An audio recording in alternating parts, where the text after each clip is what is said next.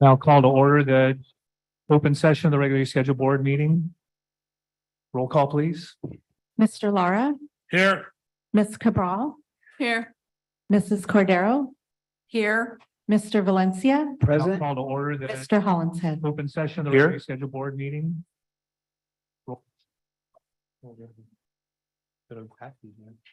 I'll have Dr. McDuffie, could you report out on closed session items? Yes, sir. We have one item to report out on. The Board of Education accepted the administrative appointment of Joey Vicente, position custodial supervisor. The roll call vote was as follows. It was a unanimous vote with Ricardo Valencia, Vice President, board member being absent. That's all I have. All right, thank you. To this evening's interpreter, Cesar Ruiz, and greeting and support tonight is the great Maria Hernandez. Can we all stand for the pledge? And can you lead us, please? Yep. What's your name? Sophia. Sophia is going to lead us in the pledge. I pledge allegiance to the flag of the United States of America and to the republic for which it stands, one nation under God, indivisible, with liberty and justice for all. You're awesome.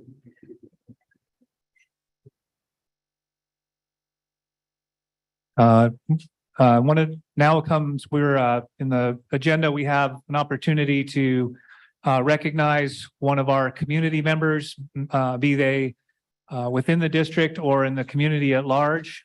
This evening, Mr. Valencia is presenting the key to the district. It's a great honor, and I'll let him take it away. Sure. Thank you very much. So I want to take a moment and if it's possible to put the slide up of the congressional record. The person that we're about to recognize as a district is Lawanda Lyons Pruitt. Lawanda, where are you located at? So there she is over there. And Lawanda is a super special lady, and I'm glad that there's so many students here and community members, so that if you haven't had the pleasure of meeting Lawanda Lyons Pruitt, I want to give you just a little taste of who she is tonight, and hopefully you'll get the opportunity to meet her because she's one of the gems in our community. So I'll begin first by reading the congressional record. So one of our local congressmen, Salud Carvajal, he actually nominated and made Lawanda Lyons Pruitt the 2022 Women of the Year. So I want to take some time to read for you what you can see if you ever go to Washington, D.C. This is permanently recorded in Congress. So I'll read the words of his office, and then I'll take a couple of moments after this to share my own thoughts on why I nominated Lawanda Lyons Pruitt. So the congressional record from the House of Representatives reads, a tribute to Lawanda Lyons Pruitt, California's 24th Congressional Woman of the Year. The Honorable Salud Carvajal of California in the House of Representatives, June 18, 2022. And if it's possible, let's magnify that so that folks can follow along as I read it aloud. Each year, through the Women of the Year Award, my office extends special recognition to women on the Central Coast who have made a difference in our community. I would like to recognize one outstanding Women of the Year Award recipient, Lawanda Lyons Pruitt of Santa Maria, California. A longtime resident of Santa Maria, Lawanda Lyons Pruitt has been a leader on behalf of communities of color in Santa Maria and Lompoc for over 2 decades. Lawanda has been the president of the Santa Maria Lompoc NAACP chapter for more than 14 years, inspired by her early childhood experiences in segregated Mississippi before eventually moving to Santa Maria after high school. Lawanda has served as a record keeper for Black families in the area and organizer of community events that emphasize the importance of honoring Black history. In her longstanding commitment to resolving racial injustice, like she experienced as a child, Lawanda worked in the Santa Barbara County Public Defender's Office for over 3 decades. After earning her degree in criminology from Cal State Long Beach, Lawanda became an investigator for the Public Defender's Office in 1984. 11 years later, she was named the department's chief investigator, making her the first African-American woman in California to serve in that position. Lawanda made a career of treating people with compassion and respect, working to ensure that each defendant received their constitutional right to a good defense. Where Lawanda sees a need, she takes action. After the murder of George Floyd, she used her position on the Santa Maria Police Department's Police Advisory Board to call for the creation of a civilian review board to investigate officers accused of abuse and help rebuild trust between the police and community. With the many daunting challenges brought on by the COVID-19 pandemic, her leadership has guided many in the community to safely face those challenges. In the destructive wake of COVID-19, Lawanda became a trusted source for information about the virus and vaccine. She is a strong advocate for COVID-19 vaccination within the BIPOC community, which stands for Black, Indigenous, People of Color community, taking the time to talk through questions and fears, helping to ease vaccine hesitancy, and encourage individuals to protect themselves and those around them. She gives so much of her time, energy, and resources to serve our community. Lawanda's openness and commitment to her community is a testament to her selflessness. She is a worthy candidate for this honor and a role model for our community leaders of all kinds. I am honored to recognize Lawanda for her continued commitment to uplifting and advocating for Black communities across the Central Coast. I ask all members to join me today in honoring an exceptional woman of California's 24th Congressional District, Lawanda Lyons Pruitt, for her incredible service to her community.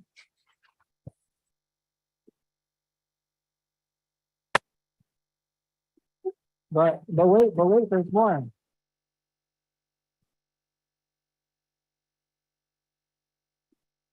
But wait, there's more. So those are the words of our Congressman Salud Carvajal, and I want to add a more personal touch to say a few words about Lawanda and why I had the honor of making her my person of choice for this distinguished award within our district, the key to the district. So as you can see, Lawanda is an educational and community leader. She is the District 24 2022 Women of the Year from Congressman Salud Carvajal. She is the Santa Barbara County 2026 Women of the Year from State Senator Hannah Beth Jackson. She is the Senate District 19 2022 Women of the Year from California State Senator Monique Limon. She is the president of our local Santa Maria Lompoc NAACP, which is one of the longest standing civil rights organizations in our country, which advocates, among other important things, for a world-class education for all students. Lawanda Lyons Pruitt has been on LCAP committees for both the Bonita and Santa Maria Joint Union High School District. She can be seen partnering with our district to organize highly attended Black History Month events at the Santa Maria Public Library and Pioneer Park. You will see her at community service events in Lompoc handing out COVID tests. You will see her challenging any form of discrimination against our local youth and families. You will see Lawanda supporting local Latino candidates to improve the diversity of our elected officials. You will see her meeting with mayors, congresspeople, and regular people to bring unity, raise awareness, and bring healing during the Black Lives Matter demonstrations in Santa Maria. Everywhere I go that I see good work taking place, I see Lawanda, and that is no coincidence. She is a beacon of hope and inspiration to so many of us. No matter how challenging the work that lies before us, Lawanda leads with steadfast determination and that signature Lawanda smile that brings joy to any space she is in. Santa Maria is lucky to claim Lawanda as one of our own. If Santa Maria and the world had just a few more Lawandas, I am confident that we would achieve world peace and justice for our planet.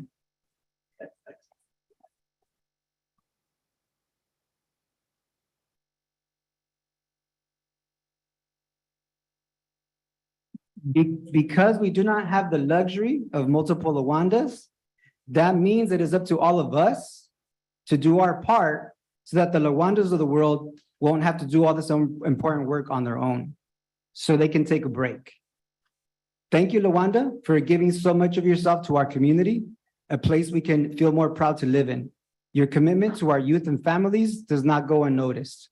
When I think of the type of human beings I want to graduate from our school district, when I think of all the beautiful young people that are right here in front of us, I hope that our youth will not only know who Lawanda is, but that they will endeavor to live in the service of others as she has. Lawanda, I know how reluctant you can be to accept the many accolades and compliments you receive. Your humility is even more reason to publicly thank you on behalf of our district and community.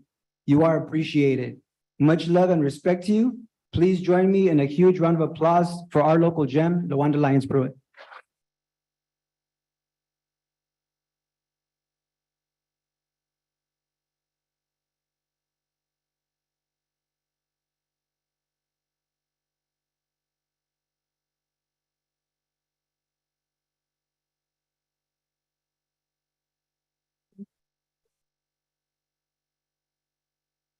Good evening. Good evening.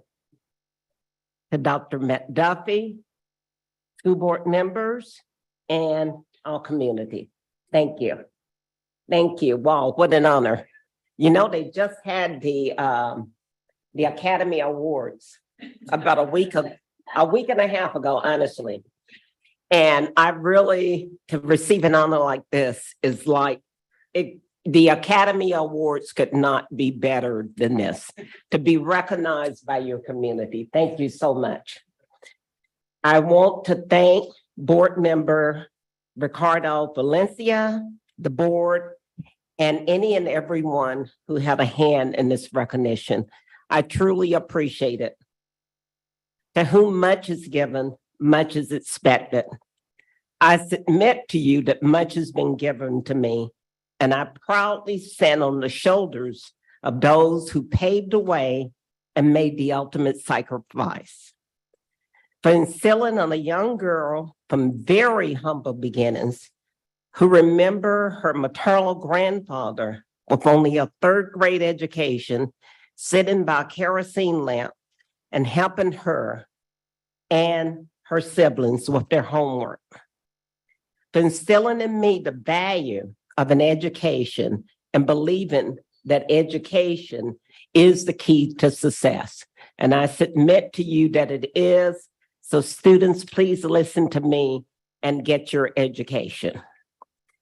I'm so happy to have the key to the district, because I know when some people hear NAACP, then you think, okay, here's that hustle woman coming.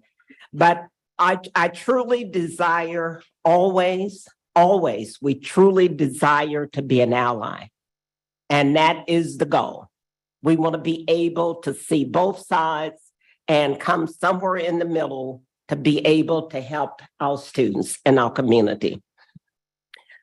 Those humble beginnings where I attended 2 all-Black schools from grades 1 through 8. I was bused 20 miles away to the nearest school for Black students.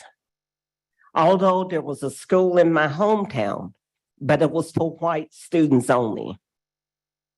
Having hand-me-down books, and when the integration happened 16 years after Brown versus the Board of Education in 1970, I then attended the all-white high school in my hometown in Mississippi. However, we remain separate but equal.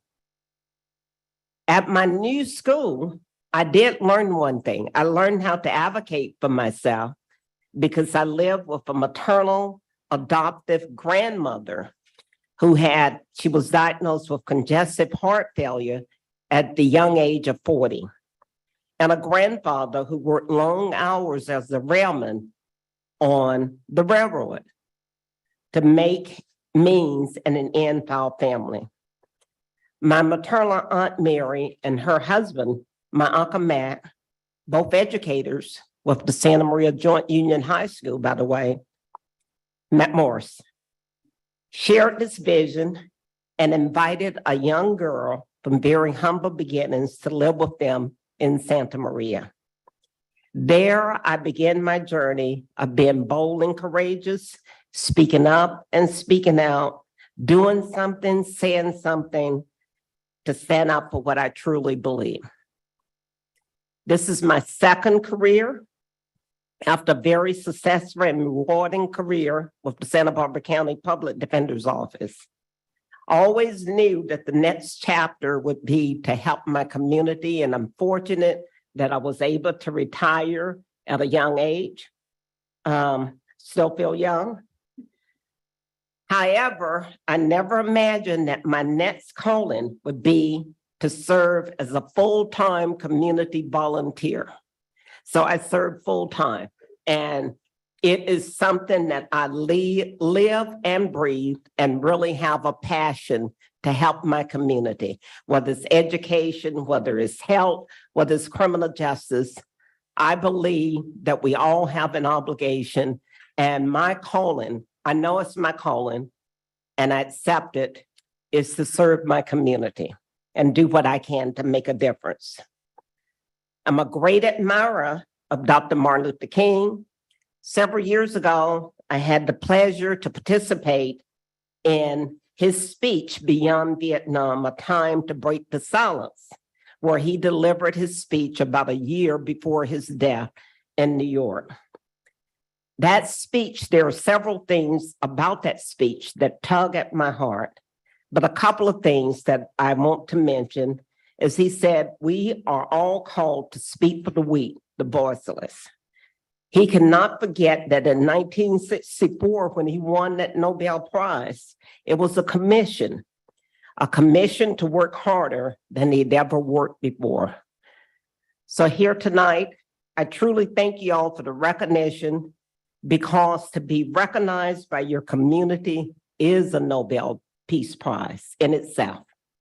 I'm humbled, honored, and grateful, and proudly accept the key to Santa Maria Bonita School District. I hope it's a real key there. Just kidding. In the spirit it is given, and I pledge to work harder than I've ever worked before. Thank you so much.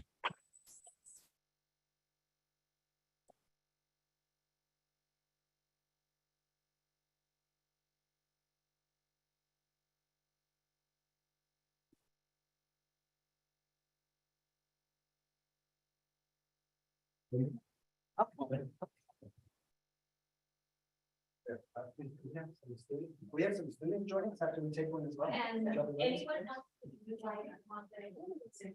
Anyone. Join you. Oh, okay.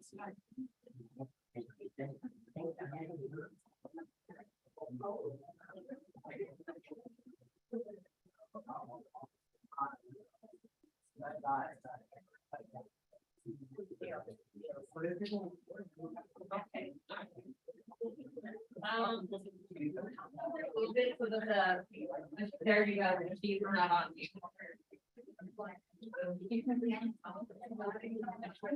All right, I'll take a few.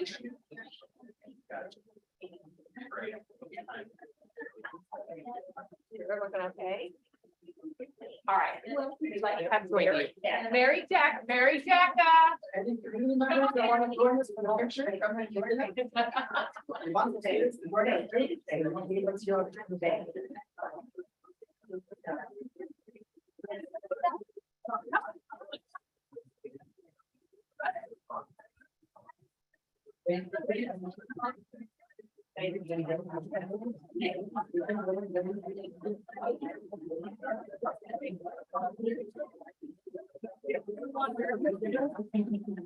All right.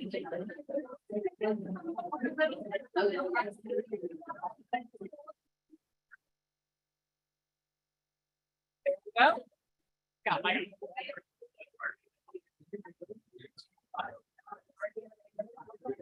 All right. Yeah, we have fun. All right, we're good. We're good. Very like. Like one picture. Yeah. People run around. It's hard. One picture. Other because creative on your face. There we go. Perfect. Okay. Everybody smile. I'll take a few.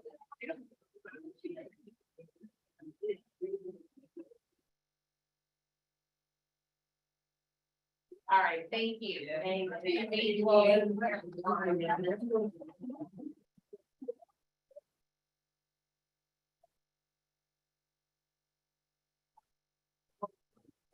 You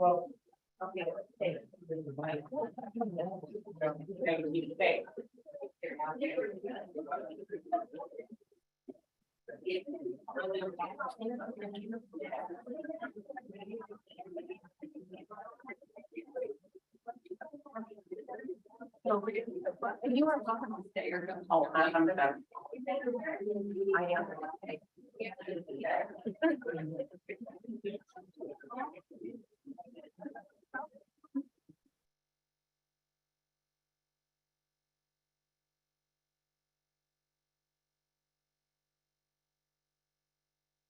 All right, we'll move on to item 7E, inspiration from none other than Taylor Musical Theater.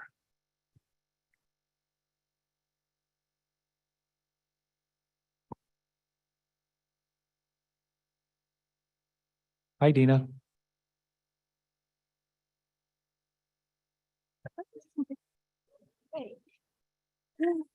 Hi, thanks for having us. So I'm from Taylor School, and this is a program that I run after school, 2 days a week. And we're going to have a show I think it's 25th and 26th, so Thursday and Friday. And this is something that I absolutely love, and the kids get a lot out of this, and they've gained a lot of self-confidence. And it's something I did a while ago, and when I was here before, I mentioned that it was something I wasn't going to do again. But here I am, And part of it is, days staff, we had staff meetings on Tuesdays. And so now that was kind of removed, there's a reduction of that. So it opened up days. And so this is a result of something that I'm doing at school. We also run at our school, we have art. We have several teachers running after school math clubs. We have a couple other things. Oh, garden club. And chess club. So, because our days were opened up, several teachers after, those days were removed, several teachers stepped up, and now we have some after school programs, and this is one of them. So I love them. They're really nervous, and I'm really proud of them. You guys ready? Let me make sure my music's on. Okay. Oh, thank you.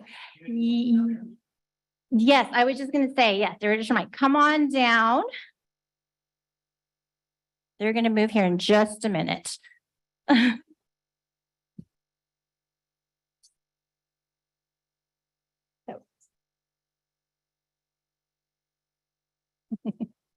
Didn't introduce yourself or your partner. Oh, I'm sorry. I'm Dina Centio, Taylor School. I know most of you. This is my daughter, Alex. She's in musical theater her entire life. And she volunteers in my classroom sometimes with the technical musical stuff. So, and reminding me to push the buttons. So I got it right tonight. Okay, go ahead.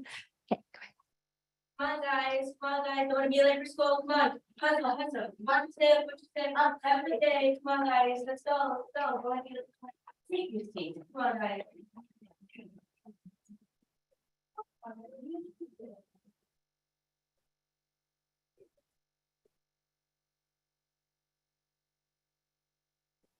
What?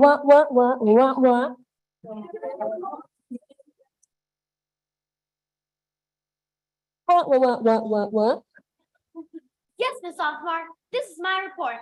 Rain by Sally Brown. Rain is water which does not come out of faucets. Without rain, we would not get away walking to school, catch a cold, and have to stay home, which is not a bad idea. Rain was the inspiration to writing moral poem. Rain, rain, go away, come again some other day. After the storm, the rain goes down the drain, which is where I feel my education is also going. End of report. Question number 1. True. Right off the bat, this is going to be a cinch. True. False. False. True. There is definitely a pattern developing here. Oh, I say this one is really false. True. True, by golly, true. You went petty. Huh? You're being pretty loud. You're being pretty loud. Oh, how embarrassing. It's easy to get carried away by these true or false tests. What? Yes, ma'am, my report. On returning to school after summer vacation. No one can deny that the joys of summer vacation must be admitted. However, that the true joys lies in returning to our halls of learning is not life itself in a learning process, Do we not desire for our teachers to open their minds to a greater world? What? Oh, I thank you. I'm glad you liked it. The years go by without itself. What? Yes, ma'am. Oh, I know that one. It's King Louis II. What? Well, if you subtract King Louis XIV from King Louis XVI, you get King Louis II, don't you? What? You don't? What? Pardon me, you're what? You're giving me a Z? A Z is not a grace. It's sarcasm. What? Yes, ma'am? You want me to read my report in front of the entire class? Columbus Day by Charlie Brown. Columbus Day was a very brave man. He wanted to sail across the world. The queen said, I can give you 3 ships, Mr. Day. The end. What? No, ma'am. My dog didn't eat my homework. He wrote it.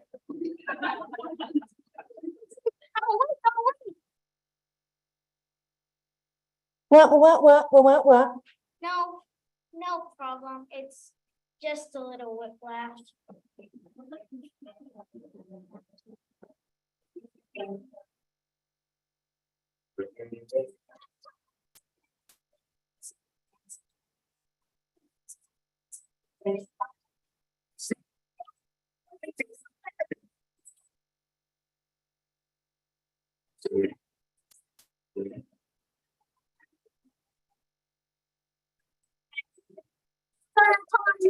Something I don't know.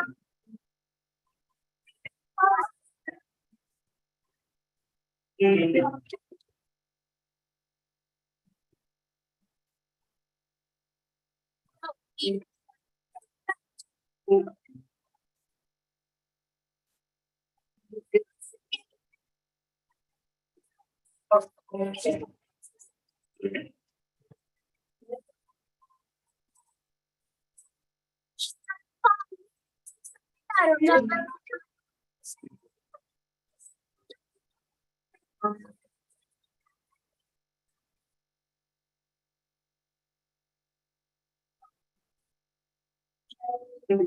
Kyle walking in the road. Melanie.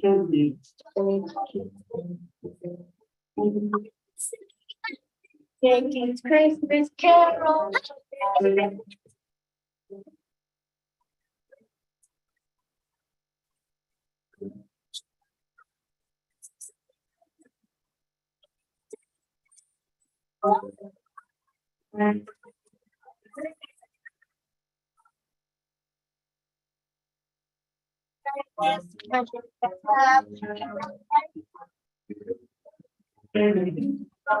Started 1849.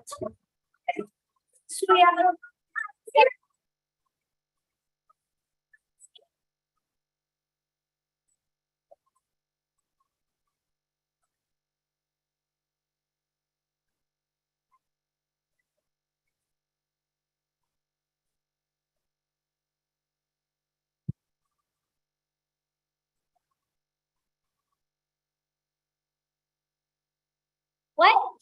Yes, ma'am. The answer is 5. 8? 83? How did it be if I just spelled Mississippi?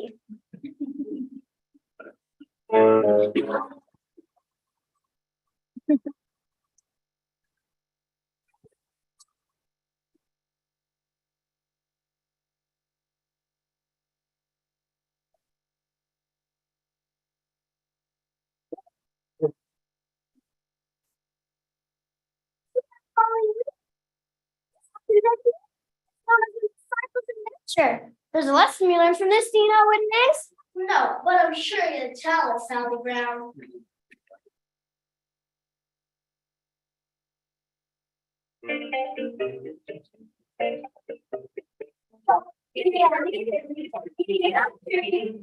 Don't be the rainbows if you're gonna be your team.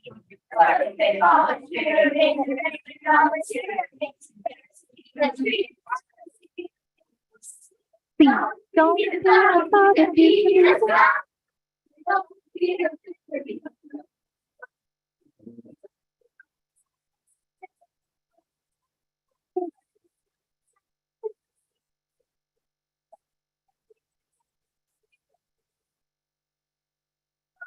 be the same if you can be the one. Be the one if you can be the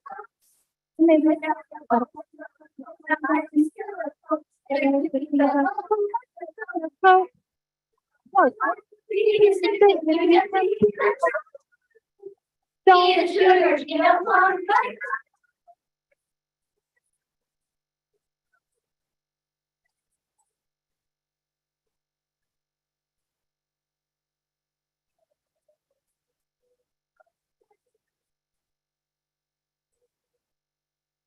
Don't be the boo if you can be the fox.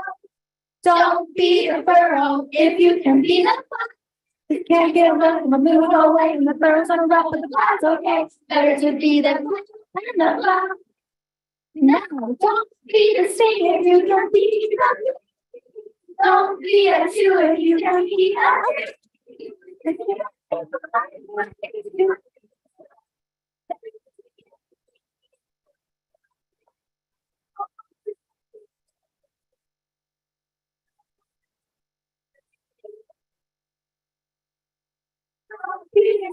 you can be the ice. Don't be the darkness if you can be the light. You lose a string on a fly a kite, but with anybody here fly kite at night. Better to be the kite and the light. Right, don't be the tail if you can be the tail. Be the pop if you can be the one. Better to be the tree.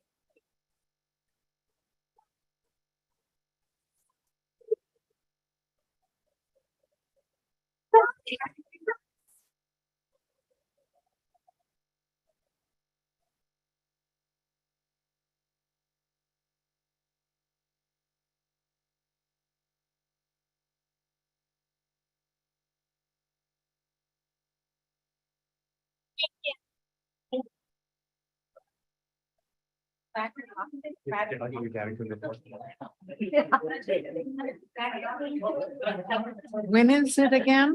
At Taylor?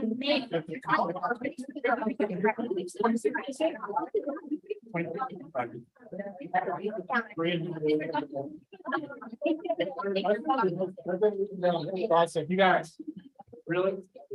That was awesome. You guys are great. Oh, yeah. Don't let me sit on the microphone. Yeah.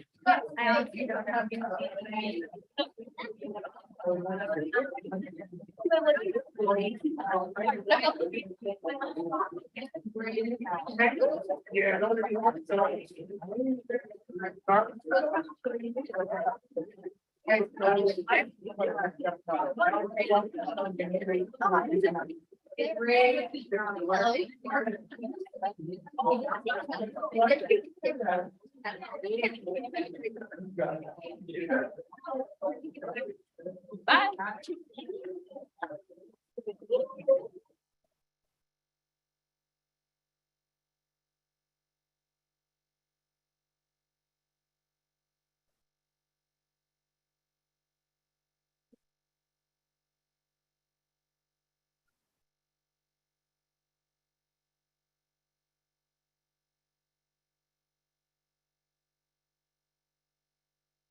May I say something? We'll probably have to allow a few minutes for the whole theater to I dismount. just want to make sure parents know how much we appreciate them bringing their children for this. Because this is what we live for, is to see our students being examples and showing what they're learning and making us feel like we're doing our job. So thank you.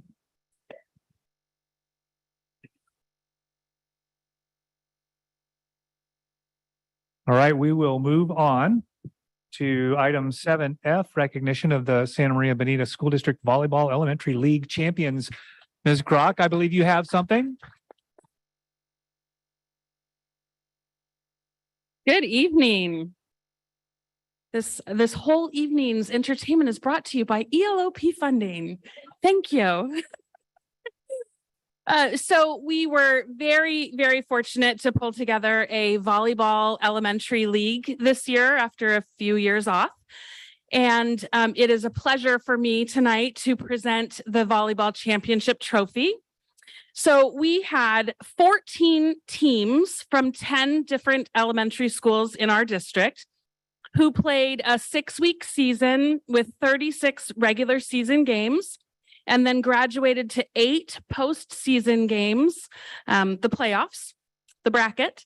And our winning team is here tonight representing Jimenez Knights, the Jimenez volleyball team, coached by Greta Pankratz, and under the supervision of the principal, Mr. Ruiz, the assistant principal, Mrs. Herrera, and the dean, Mr. Patterson. So it is a great pleasure for me to introduce the players of the championship volleyball team, the Jimenez Knights, and to present them with this perpetual trophy as the league champions for Santa Maria Bonita School District.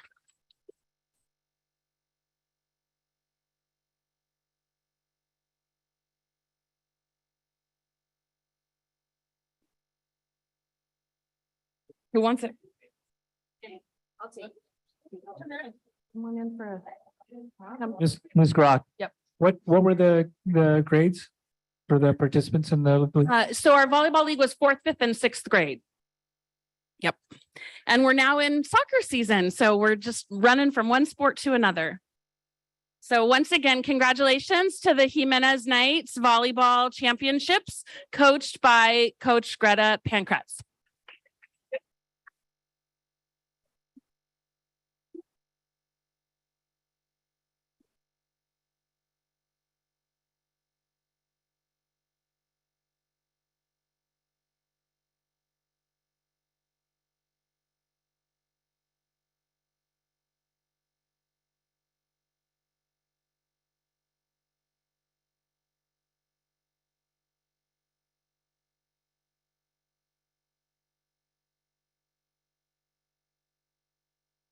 I would also like to just take a moment to thank the coordinators of our volleyball league. We had 2 teachers who accepted an extra work agreement to coordinate everything.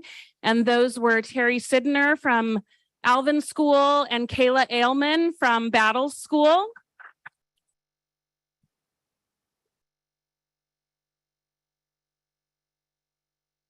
I think they're here and I would like them to come up as well. And I just want to shout out to them. They also organized all of the reffing for the games using high school students from our great high school district. So it was really a chance for our kids to see role models and for the older kids to see the talent that is coming their way. So congratulations and thank you for a wonderful season.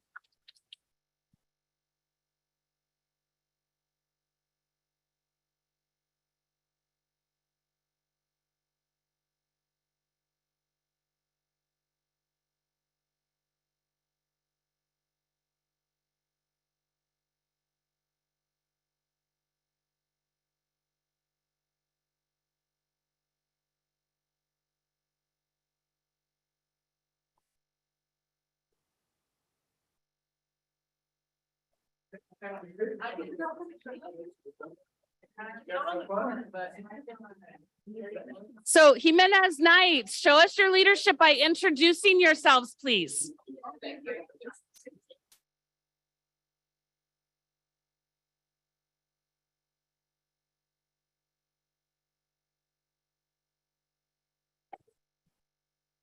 Sophia. Samantha, Isel, Krishna. Maya, Augie. CJ, Alexander, David, BNA, Crystal, Camila, Aaron, Greta.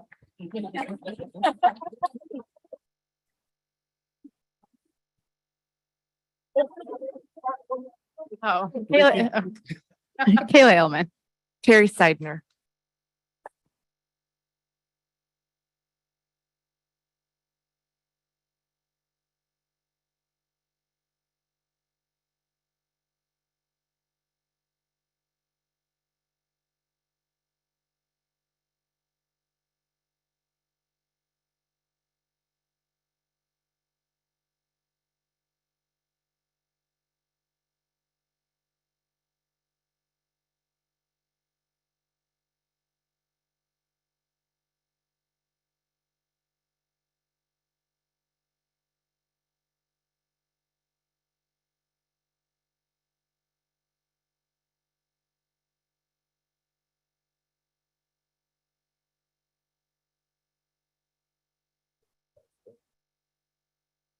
All right, we got, so far, my steps are going way up.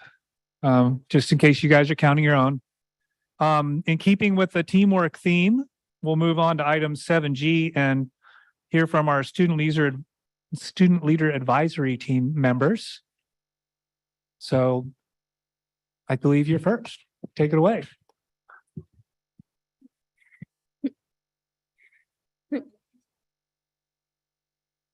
Speak right into the microphone. Hello, board members. My name is Natalie Argijo, and I am an 8th grader from El Camino Junior High. Go Titans. At my school, I am most proud of El Camino's efforts of gaining a physical mascot of the Almighty Titan after 91 years. As a student leader, I am working on public speaking by volunteering to present projects such as an Avid, where I got to present my pick for March Madness.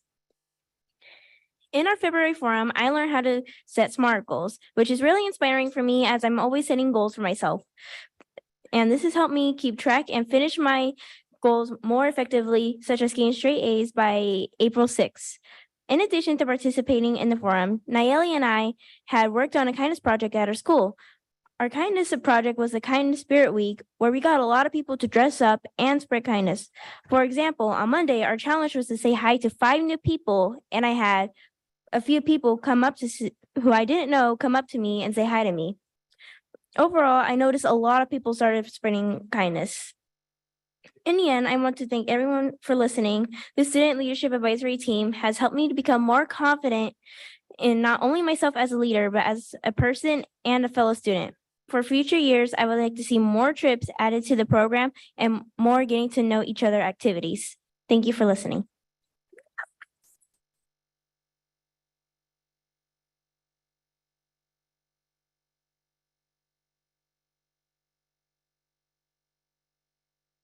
Hi. Good evening, board members. My name is Fatima Salgado. I am a 6th grader at Robert Bruce. At my school, I am most proud of the relationship students have with teachers. Our teachers are very nice and open with students. As a student leader, I am working on my public speaking skills by participating more in class and speaking up more in groups. I am also practicing leadership by leading a kindness campaign at my school. On the week before open house, our students are going to read the school kindness chain for parents to read and be proud of their children. In our February forum, we participated in 5 rotations to learn about different leadership skills. The one that impacted me the most was the taking risk groups with Miss Dutra. Her rotation on risk taking has inspired me to be more alert and to step up for other people and myself. Now I pay more attention on what students say around me. If a student speaks hate, my plan is to use my strong voice and speak up. Thank you, board members, for your time. I think this program is great as it is, and I hope 6th graders get to participate again next year.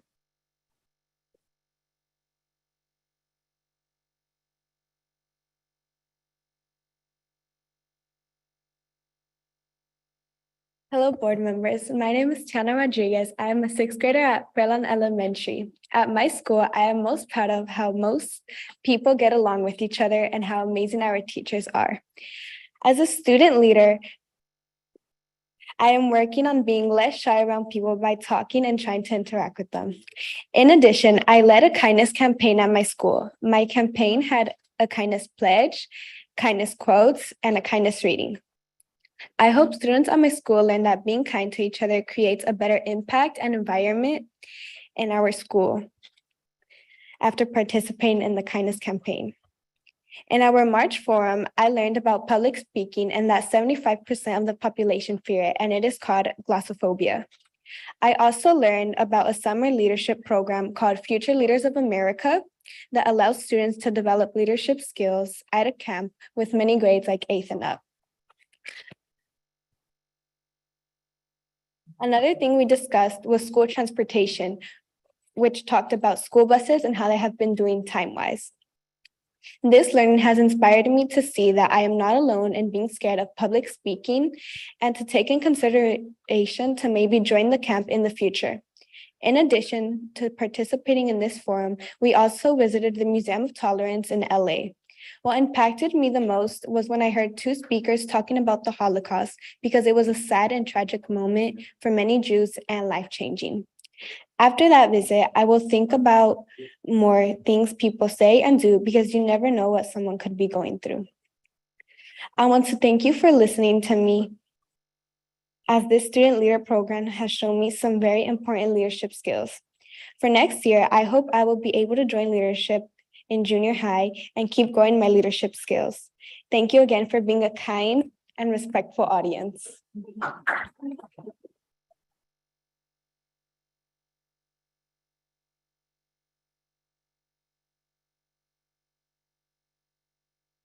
Good evening, board members. My name is Ivy Gonzalez, and I'm an 8th grader at Tommy Kuntz Junior High School. At Tommy Kuntz, students stand by the ROAR core values by being respectful, optimistic achievers who are responsible.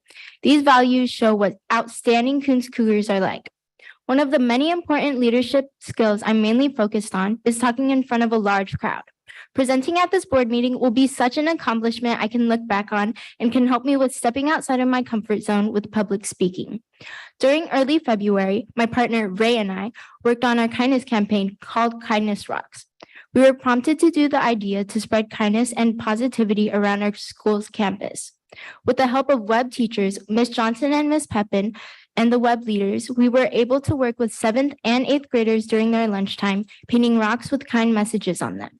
I love getting to see everyone have so much fun expressing their creativity while also spreading kindness around our school.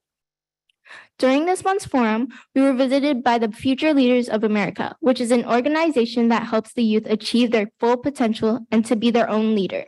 They talked about teaching leadership to the youth so they can advocate for policies that improve their lives and communities. Additionally, our student leader advisory team was able to go visit the Museum of Tolerance in Los Angeles, California. We got to see many exhibits, but the Holocaust exhibit stood out to me. During that exhibit, I learned what people during the Holocaust had to deal with, how they were treated, and what had happened to them. So being there was a once-in-a-lifetime experience by being able to learn new things while connecting my own knowledge to the museum. I am beyond grateful for being able to come to the Sousa Center every month to learn about how to be a leader. I'd like to recognize all of the teachers at TK for seeing me as an advocate for not only the students, but TK as a community. I'd also like to recognize the wonderful people who run this program. They do so much for all of the 26 student leaders, making sure we have some sort of activity to look forward to each month. I'm so excited to see what they have planned for us to do in our next forums. Thank you so much for taking the time to listen to my experiences as part of the Student Leader Advisory Team.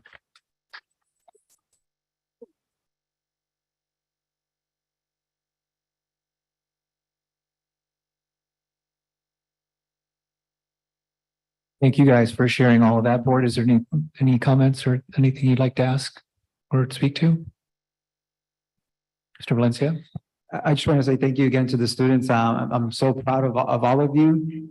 You all are kicking serious butt. And so keep doing what you're doing. When we kind of talked about this idea of hearing more from the students, that's the spirit behind it. We want to hear from you. You all experience school differently, right, than the adults do. So please continue to inform us, let us know.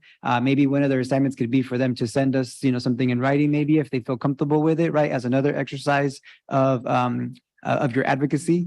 And you mentioned a couple of things that I really appreciated. One was about the importance of saying hello to new people, right? So putting yourself out there, especially for students sometimes that we see are kind of isolated sometimes, that feel a bit more, maybe a bit more shy. So kind of figuring out ways to incorporate those students. I heard you talk about more trips. So something that I'm constantly encouraging is the opportunity for all of you to go and visit college campuses, for example, so that you could be inspired about seeing yourselves as future college students one day. You also talked about Future Leaders of America, and I have high school students that are leaders in my classroom in many ways, partly because they've had the experiences of those leadership programs. So I highly encourage all of our youth to take advantage of that. And I love how you said you're learning to be a leader. Like that doesn't happen by accident. You all are going to be the folks that are hopefully going to replace us here on the school board as mayors, as senators, and the president of the United States could be right here in this room right now.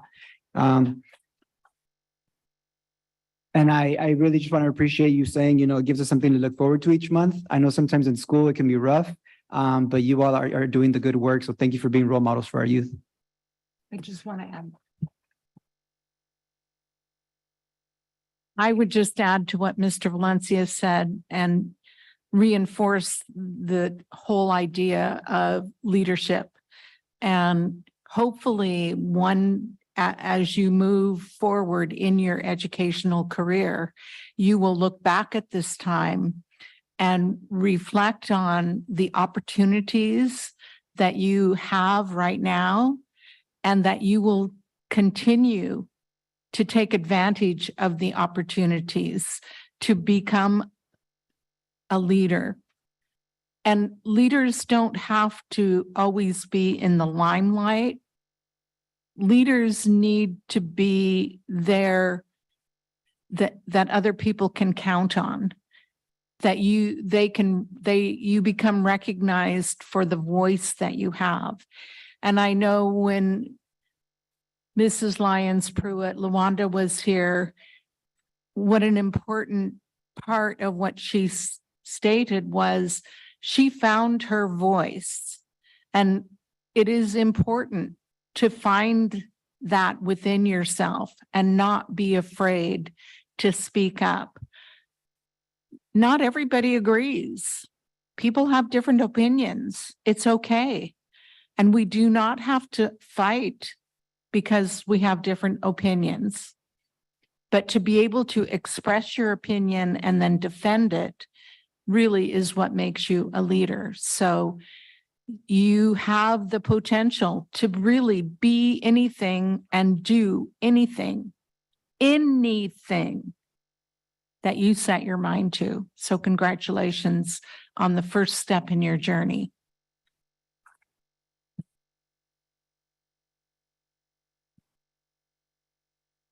Yeah, thank you for sharing your stories with us, you guys, and with your classmates. I think that's, the day-to-day stuff that you're talking about with your kindness campaigns and the things that you're sharing about your doings on your campuses and your example that you're setting for your friends and sharing your experiences going to the museum. Those things are the things that are going to really spread out. Those are going to be the ripples. So I appreciate you guys all. We'll move on now to public comment, item 8. Public comment in open session is intended for members of the public to address the Board of Education on items involving the school district. Such testimony shall be limited to 3 minutes each, or 450 words per person per subject, and 15 minutes total on each topic. If an answer to a specific question is requested, the board president will, if appropriate, direct administration to respond in writing. Do we have any public comment on agendized items? We do. Okay. We have public item. We'll save those for the agendized items. We'll save for that item, for that. Yes, we have portion of one the on agenda. transportation and one for Okay. bus. Any non-agendized, Literacy. any comments on public comment on non-agendized? No. items? Okay. Move on to item 9, approval of the agenda as presented. For those of you, if you didn't pick that up, if you submitted a request for public comment, we'll have you speak on that item as the item comes up. Oh, Mary's got something.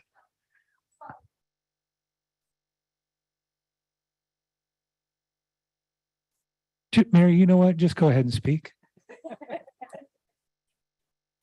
Mary, I think that's Mary Jacka. She doesn't need to submit their paper. Thank you. Good evening, everyone. And I have enjoyed this evening so much. And this is what it's all about. When we come to speak to you, we're speaking because we care about our community, especially the upcoming, the youth, the young people that hopefully we're planting a seed. What I saw this evening, the theatrics, beautiful. Thank you for opening that door for our youth that sometimes don't have other avenues on how to express themselves. And just the youth having the experience of going to visit areas. And I like your comment, Mr. Valencia, about universities visiting. So important, because if you haven't ever seen a university, how are you going to think, well, I want to go there, right? If you don't know what it's all about. So I'm really, really impressed. And I hope that you continue inspiring our youth in any way that you can. That's why you're there sitting.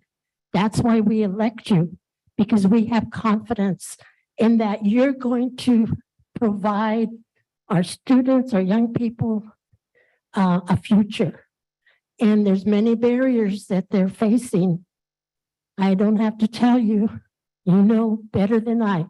So let's continue this, and I will try to continue. I mean, tonight I came because this weather isn't, very likable. But LaWanda Lyons Pruitt was being recognized, and she's my hero. We have heroes locally. So we need to acknowledge them. We need to recognize them and follow their lead.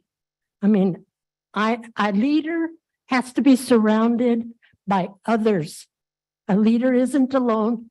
You just provide the area, the space, to listen and to help in whatever way you can. LaWanda provides that, and there's many, many others that provide it, like yourselves. And so I thank you very, very much from the bottom of my heart. Thank you.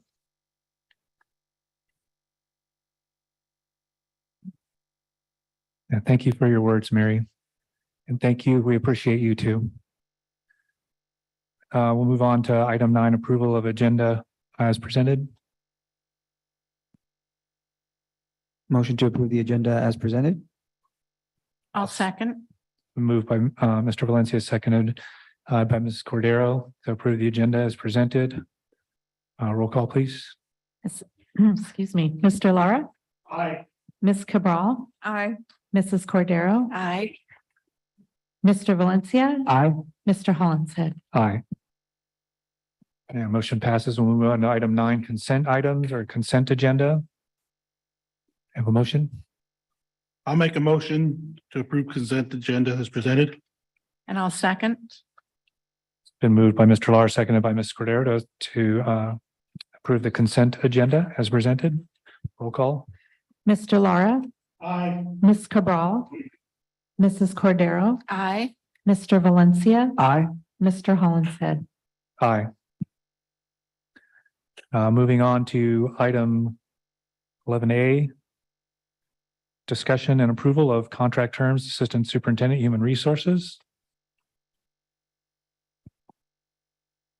Thank you, President Hollingshead. As you all know, we've been searching for an Assistant Superintendent of Human Resources since late October 2022.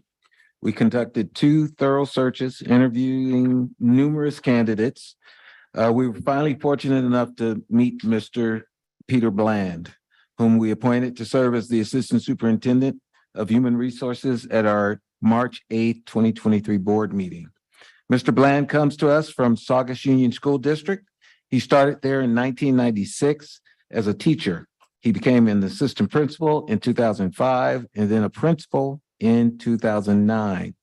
He moved into the role of Director of Personnel Services in January of 2018 and has been in that role for a little over 5 years.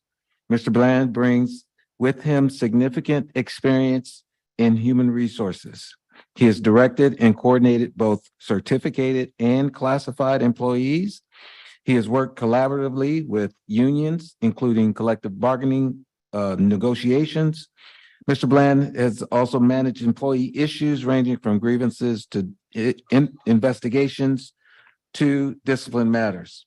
Mr. Bland is in the process of completing his doctorate program, and I cannot say how thankful we are that he is joining us mid-year here at Santa Maria Bonita. Based on his extensive experience in training and qualifications, I'm recommending that the district enter into an employment agreement with Mr. Peter Bland for the position of Assistant Superintendent of Human Resources with the following material terms. First, Mr. Bland's term will run from April 10th through 2023 through June 30th, 2025.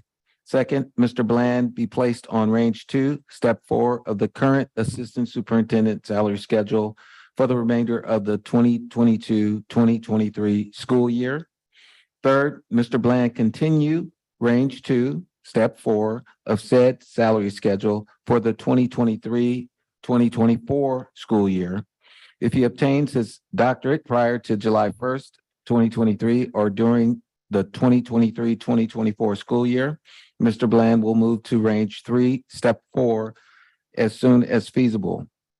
Fourth, Mr. Bland advanced to step 5 on the salary schedule on the appropriate range for the 2024-2025 school year. Fifth, Mr. Bland received the same health and welfare and fringe benefits as other certificated management employees. Sixth, the board authorized the board president to execute a contract with Mr. Bland containing the approved material terms. And at this time, I'd like to hear from the any board members as to other recommendations, questions, or comments they might have in this regard. Mr. Valencia? Dr. McDuffie, is it, I know a lot of folks aren't familiar with the language of like ranges and steps and stuff like that. Is it possible to share with the public what the salary ranges for the employee, or is that not possible? The salary range, we have it posted. I don't have that with me here, but we do have it posted on our website, the salary ranges for our assistant superintendents, and that's would be on our website. Excellent. Yes. And the reason I bring that up is, we want to operate, transparently, and then, it's also public information, for the public to know. So that Absolutely. if folks are curious to know, because these are the conversations that we're having, right? How competitive are we, right, relative to other districts of similar size? And so just so that folks have an idea of where to look, then that would be great. Yes. Thank you. There's no further discussion. At this time, I move that the district enter into an employment agreement with Peter Bland for the position of Assistant Superintendent of Human Resources with the following material terms. Mr. Bland's term run from April 10th, 2023 through June 30th, 2025. Mr. Bland be placed on range 2, step 4 of the current Assistant Superintendent salary schedule for the remainder of the 22-23 school year. Mr. Bland continue range 2, step 4 of said salary schedule for the 23-24 school year. If he obtains his doctorate prior to July 1st of 2023 or during the 23-24 school year, Mr. Bland will move to range 3, step 4 as soon as is feasible. 4, Mr. Bland advanced to step 5 on the salary schedule on the appropriate range for 24-25 school year. And 5, Mr. Bland received the same health and welfare fringe benefits as other certificated management employees. And 6, board authorized the board president to execute a contract with Mr. Bland containing the approved material terms. Do I have a second? I'll second.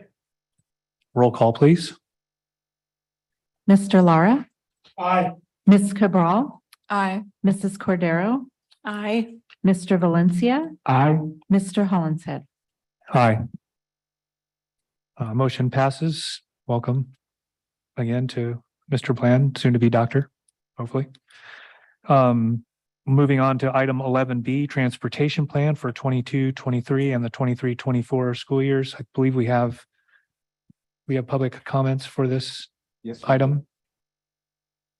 Thank you, President Hollinshead. We have a public comment that is recorded, so. Good evening. My name is Hillary Hayes Skinner. The topic of my public comment is busing. I would like to bring up a topic that should be a priority for the district and board, busing. It is absolutely not okay that our most disadvantaged populations are expected to send their kids walking long distances across major roads and in severe weather conditions that we have seen this year.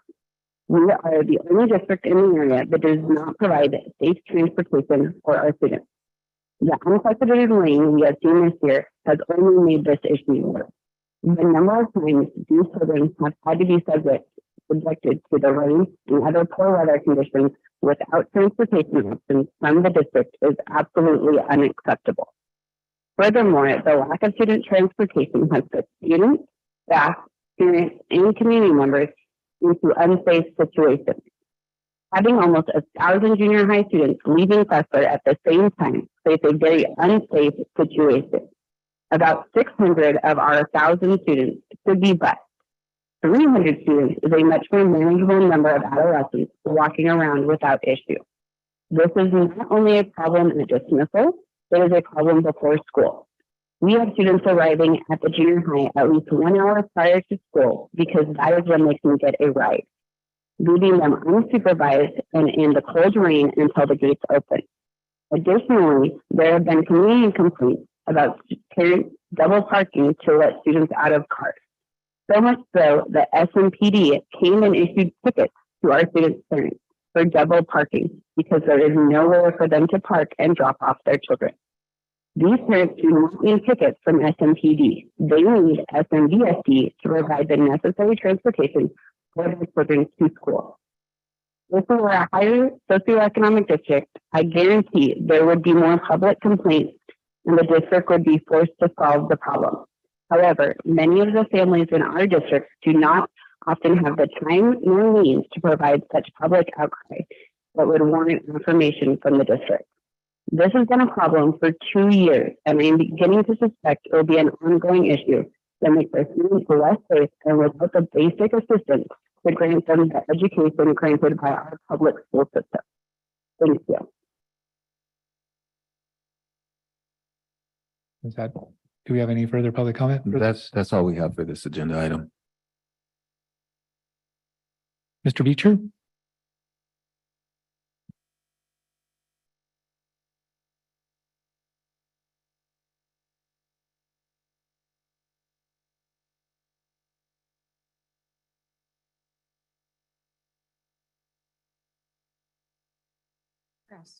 I pressed all the buttons at this point.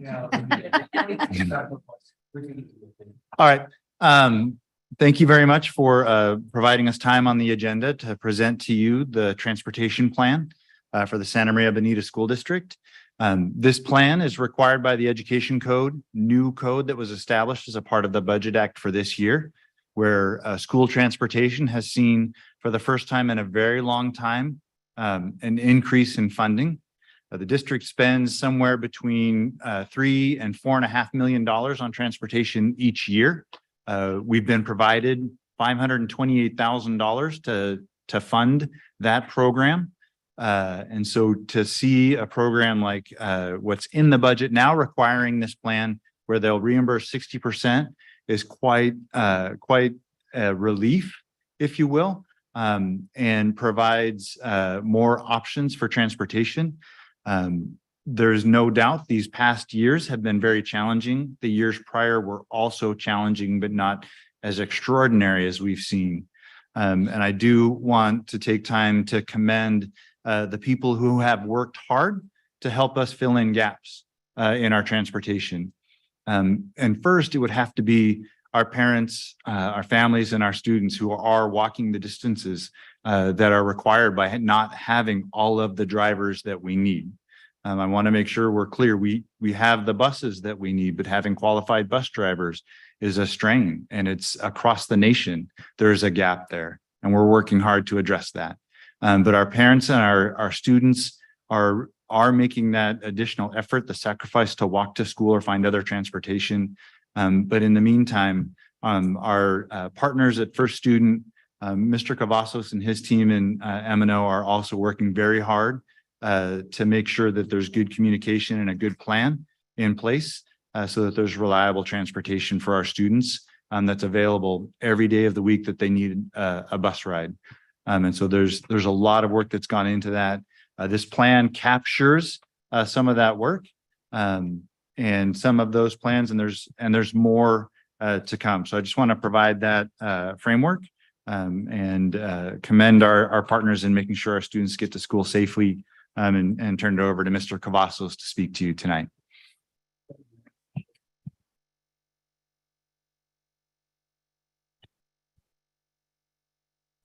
All right. Good evening, board members, Superintendent Dr. McDuffie, Cabinet, and our Santa Maria families out there. This evening, I will be giving an overview of the transportation plan. California Ed Code mandates that the district develop a plan that specifies the transportation services that we offer our families. The plan shall describe how we prioritize transportation for our students and our families. And the plan shall also be made in collaboration with district stakeholders and local authorities. And the plan shall be adopted by the governing board before April 1st, 2023, so that the district can submit for 60% reimbursement of transportation expenditures. Okay, so the transportation services that we offer per board policy and AR 3540, the district shall provide transportation services to students who reside beyond 1.2 miles from their school of residence. The district shall also provide transportation services for a student with disabilities when transportation services are identified in the student's individual educational program, their IEP, or their 504 accommodation plan. And the district shall provide homeless students with transportation services that enable the student to continue attending the same school if the student moves to another attendance area or adjacent district. So how do we prioritize transportation for our students? So the district has identified 2 levels of priority for student transportation. Priority 1, transportation, the highest priority. Special education students with disabilities as specified in their IEPs. This includes district and county students. McKinney-Vento students that are homeless and move to another place of residence as in another attendance area or adjacent district, and involuntary transfer of students. Transportation will be provided to students from one school to another for the purpose of balancing class loads to relieve overcrowded conditions.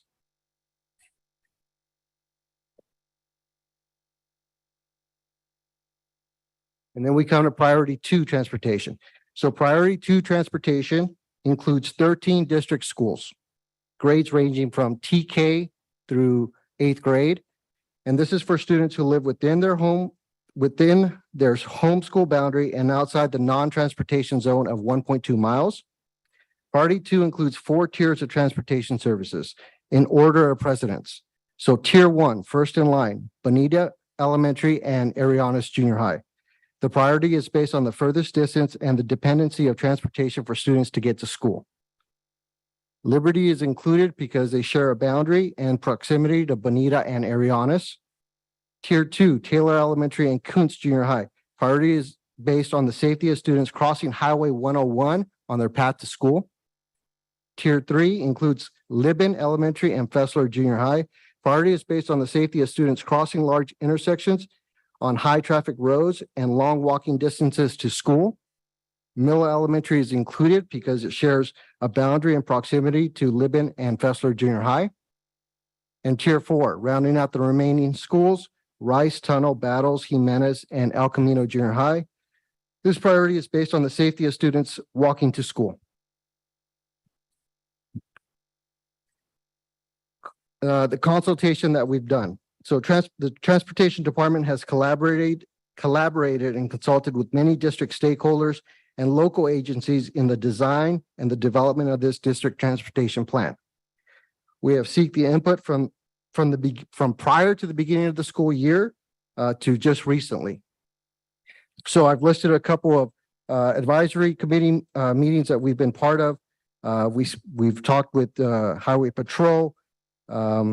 We've worked with our local City of Santa Maria Transit Authority to make sure that if we can provide bus passes for students who are walking long distances that don't have transportation services provided to them currently.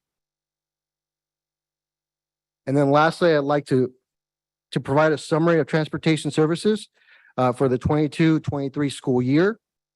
So the district started the school year with 21 special education routes, which is priority 1. And we had 10 general education routes under priority 2. The priority 2 schools were Bonita, Arianas, Taylor, and Kuntz. This was a total of 31 routes. Where we currently stand now, the district has added 2 additional SPED transportation routes for a total of 23. We have maintained 10 consistent, reliable Gen Ed routes for Bonita, Arianas, Taylor, and Kuntz, for a total of 33 routes. In that time, we've been able to recruit and train 7 new bus drivers from our area. And then where we want to be. So the baseline for transportation services for the district. So we currently see a need for 25 special education routes for priority 1. That would be an additional 2 from where we're at now. We see a need for 4 white vans for transportation for McKinney-Vento students. This would allow for the flexibility when students move. We see a need for 20 general education routes. This would serve all the needs of all priority 2 schools. And then we've heard from all our stakeholders that we need 2 full-time designated field trip buses to allow for field trips for all day events. And we also need 3 standby substitute drivers to allow for, again, reliable, consistent transportation. So this puts us at around 50 bus stops or 50 bus routes, 50 bus drivers. We have a void right now of 17 bus drivers to get here. So what we're doing, we are partnering with our transportation partner, First Student, to create a recruitment plan because we know that there's not certified bus drivers in our community right now. The only way that we're going to get to 50 bus drivers is if we recruit and train new bus drivers. And so we're currently working right now on an aggressive recruitment plan for this. The plan includes advertisement over the radio, billboards, reaching out to our community at community events like farmers markets, anything where we can get the word out, where we have opportunities for employment to become a certified bus driver. I will share a couple differences between our current bus provider, First Student, and our previous one. I will say that we have a partner who has the best interest for our students. They're great in communicating, and they're actively seeking feedback and improvement in the transportation services that they offer. They're vested in the safety of our students and our families. They provide reliable, consistent transportation for our students, and they're confident and steadfast in the pursuit to recruit and train and develop new certified bus drivers. So with that, I will turn it over to any questions that you guys may have. So how many general ed buses do we have running? 10 at the moment? We currently have 10, and that ahead. provides eight of those buses provide transportation to Arianas, Bonita, and Liberty. 2 of those buses provide transportation to Taylor and Kuntz. We know that we still probably need another 3 buses to fulfill the needs for Taylor and Kuntz. On the where it says 23 special ed, 10 general ed, in the parentheses, is that 7 new drivers that were just hired, or is that the 7 included in the 10 that was? So that's 7 drivers that we've been able to recruit and train since we started transportation this year. Okay. Are they giving them any kind of incentives as far as trying to recruit? Do you know We are, yes, currently working on a recruitment that offers bonuses. There is paid training. We're looking at other options where possibly, again, this is just in conversation, where maybe a mother or father can't find daycare, could possibly bring their student on the bus. We know that this is working at other locations throughout California where that helps bring in people. Because we know that out of every 30 applicants, we're able to create 1 bus driver. Yeah. And so we need as many applicants in the door so that way we can have that opportunity to train them to become a certified bus driver. Yeah, because we've got the same issue going on in my line of business, but it's very tough, but I get it. But all right, thank you.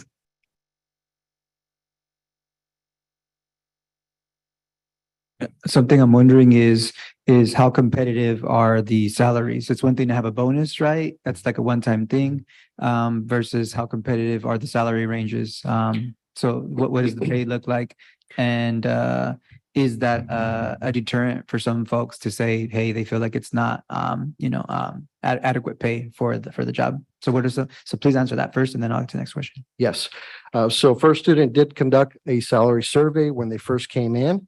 I will say they are ranging between 44,000 for a driver first coming in, all the way up to $60,000 for senior drivers. They're not the lowest and they're not the highest. And as a follow-up, has that been one of the reasons why we've struggled to attract drivers, and if not, what are some of the reasons why we haven't been able to? I don't think that Santa Maria has a pool of certified bus drivers that we're all competing over. I think if you're a bus driver, you're probably currently employed right now. We don't see a lot of our bus drivers leaving to go and work for other districts or other companies. For the most part, they are staying with us. What was the second part of that question? I'm sorry. If pay is not the deterrent, then why are we struggling to attract drivers? Being a bus driver is a unique job in that you're working a morning shift and then you're off for 4 hours and then you're returning and working an afternoon shift. So it's not a schedule that may work for a lot of people. It's definitely a unique position. And so, yes, and that's what we're seeking as far as feedback and input from our stakeholders. You know, what can we do to entice people to come and become bus drivers? We just think that maybe we haven't done as good of a job in getting the word out there. And so that's our primary focus right now, making sure that we saturate the area with the understanding that the district is hiring and that there is an opportunity to become a certified bus driver. So maybe one suggestion that I have is just like making sure that our pay is competitive enough that it actually attracts folks. Because my understanding, it's folks are looking right where we know what the economy is looking like right now. So folks are looking for obviously the best pay possible. So I do want us to retain what we have, but if it means us becoming more attractive with better pay, then I want to at least encourage us to take a look at that to see if that's feasible for us. Yeah, I think everything's on the table for us right now, so that is something we can look back into. Thank you. I think also one of the barriers that exists is the training required to become a certified bus driver takes a very long time. I want to say it's 2 or 3 months combined classroom time and then behind the wheel time, and then a very challenging testing process through the DMV that also creates a very highly trained and skilled professional, but it's a limitation on the number of folks. As Mr. Cavazos mentioned, we'll get 1 bus driver out of every 30 applications that they collect. So that I think is another barrier that we're addressing, as Mr. Cavazos said, by making sure that the training period involves compensation as well. And when I say we, I mean our partner First Student as the employer in that process. We're their partner, and we're working with them to try and improve these processes so we can meet more folks who can become certified bus drivers. Ms. Cabral? Yeah, I was gonna ask if we pay for the training, or is that part of that's included in a compensation packet, either in a stipend form, or how's that? Yes, the drivers do, or an applicant will receive paid training. So anytime that they're either in a classroom or out in the yard doing a pre-trip inspection and practicing for that, or behind the wheel, they are being paid. The district also works with First Student in ensuring for our white vans, where you don't need to be a certified bus driver, but that creates opportunities for new applicants to drive in our city, and then also drive with students. And so they get familiar with what that feels like. So there are opportunities. And again, that's why we're looking for 4 white vans in the future, so that when drivers, because this is ongoing, this is never going to stop. We're always going to recruit. We're always going to train. That's just part of this industry. And so there's opportunity there for someone to come in and go through the training, but then also get out in the field and drive and see what it feels like. And then also, when you say they come in the morning and then they come in the afternoon, is this like a 4-hour period and then another 4-hour period, or is this a full-time job, or is this kind of a part-time seasonal? So bus drivers are guaranteed at least 5 hours But right now, currently, they're driving more like 9 hours because there's such a demand for us. But normally a bus driver will start the day somewhere around 6:30 in the morning and then end their day dropping off the students at school around 9 o'clock. And then either they may have a midday run where they're transporting our special education students or our kindergarten or preschool students. But then sometimes they just come back at around 1:30 and then they'll finish their day off at around 4 o'clock, 4:30 when they're dropping off the junior high students. Okay, that provides picture. Thank you. My only comment would be, I see in online articles and things that come through the mail that while it was alluded to earlier that we're the only district in the area not providing the appropriate transportation. I know for a fact that that is not true, and it's not just an issue within Santa Barbara County. This is across the nation. So I just, advertise and one baby step at a time. Yeah. I mean, we'd all like to see us have enough buses and drivers to provide field trip opportunities plus transportation to school and home, and not have kids crossing major streets and, having to walk in the rain and so forth. Nobody wants that.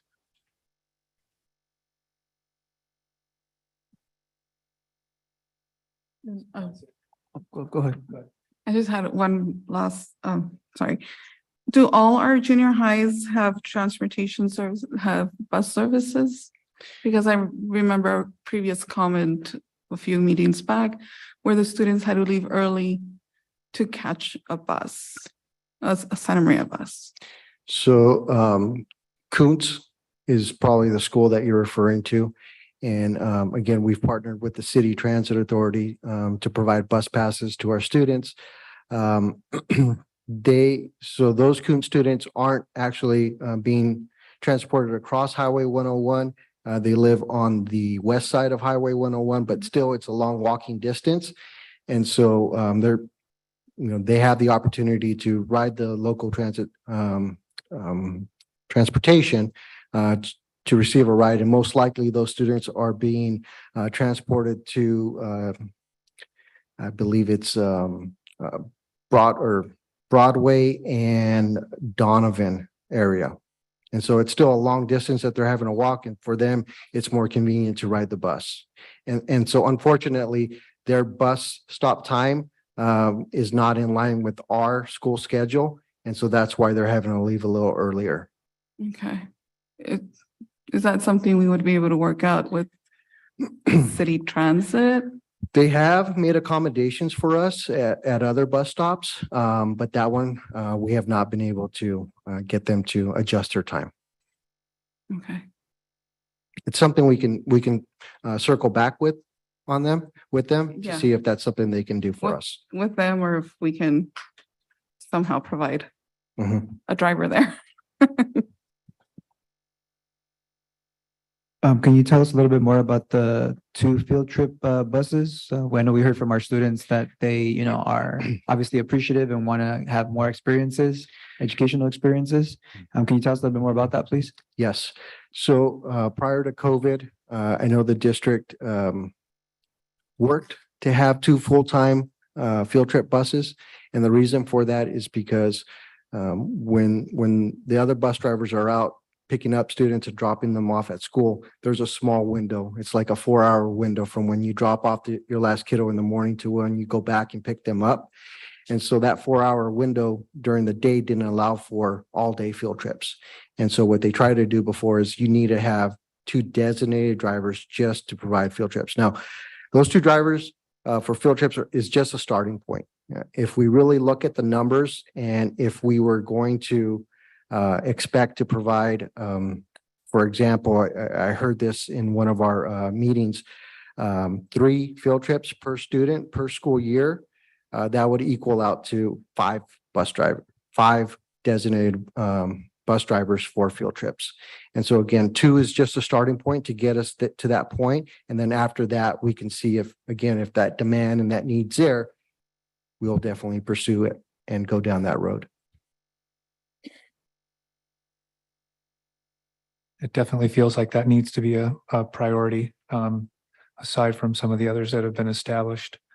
One of the questions that I had was how we're determining or how we're arriving at the 1.2 or greater miles distance. I mean, other than obviously an address. I know we have some students who have been moved from one school to another, say Jimenez to Fessler or things like that, where the distance goes from 1.2 to significantly further, and yet they still don't have transportation. So how do we get there, and how do we kind of change that for some of those kids? So the 1.2 miles was established a long time ago by the district. I don't know how they arrived at that distance. No, I don't mean how we arrived at the 1.2, but how do we determine where the kids are? I mean, is it strictly by their boundary? Because I know there are kids that are that are within a different boundary that are, say, traveling across town still. Yes. So what we've done under the priority 2 transportation, we have in those tiers, we've identified in order of priority or precedence, the tier 1, again, Bonita and Arianas, because again, that transportation is the only way those kids are going to get out there. And then Taylor and Kuntz, because of the safety of our students crossing Highway 101. Yes, I know those students that are that were moved to the boundary of Fessler Junior High are walking 3.2 miles right now. One thing that we have done, one thing we did to start the school year was we worked with the city. There is a bus stop at Manami Center that works with the start times of school and the end times of school. What we can do is circle back to that school and make sure that they're aware of that opportunity. And again, the district does provide free bus passes for them. But the only way that we're going to get to be able to provide transportation for Fessler is by recruiting and training new bus drivers. And so that's all part of the plan, and we just need to get there. And just one additional kind of aspirational thought. We're talking about buses and equating that with the be all to end all to our needs. And well, actually, I guess there's a couple things, but having worked at the high school level and on middle school and junior high campuses previously, 4 white vans sounds like nothing to me. I think there is a big training curve for a bus driver, but there's not a whole lot that somebody needs to do to drive a van if it's got the right number of seats in it. And so I think, there's a number of things we can do, be it with our athletics, field trips, or things like that, where we can have a pool of vans at our ready and have drivers that are able to perform some of these services, because the things outside of getting, obviously the safety of our students and not having them walk a great distance, if they're leaving the house, unfortunately, they're our responsibility, or fortunately, from the time they leave their house to when they arrive at school. Different than maybe when you or I were going to school, but that's how it is now. And so we want to minimize that exposure and that time. But the other thing is that we have a number of extracurriculars and things that they can do outside of their school day that are going to be contributing to their health and welfare as well, that we can do with things like that, like adding a van pool or things like that, where we think a little bit bigger and outside of the box. I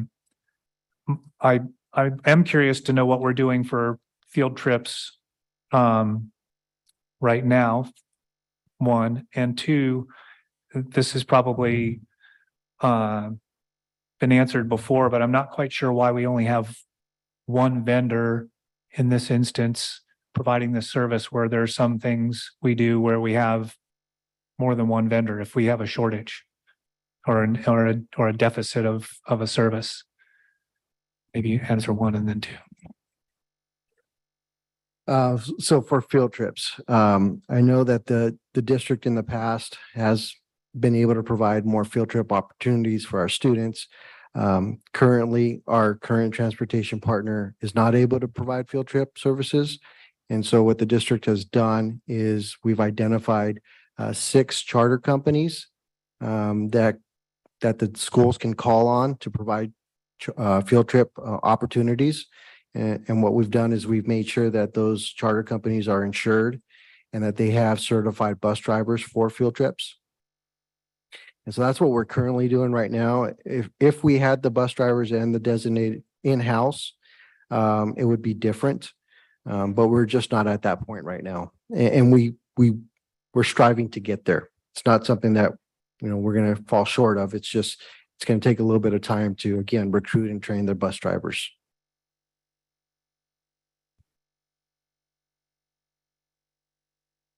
Mr. Beecher, can you answer the other or? I can provide some more information on the second part of your question as far as multiple providers. I think what it comes down to in our area is that the market isn't large enough to have another large student transportation provider create a location here. When the Santa Maria Bonita School District selected First Student as their provider, our prior to provider provided services to multiple school districts in Santa Barbara County and northern Santa Barbara County specifically, and they dropped those contracts because they couldn't support those contracts without our work. So to me, that's an indication that we wouldn't be able to contract with them to create additional drivers.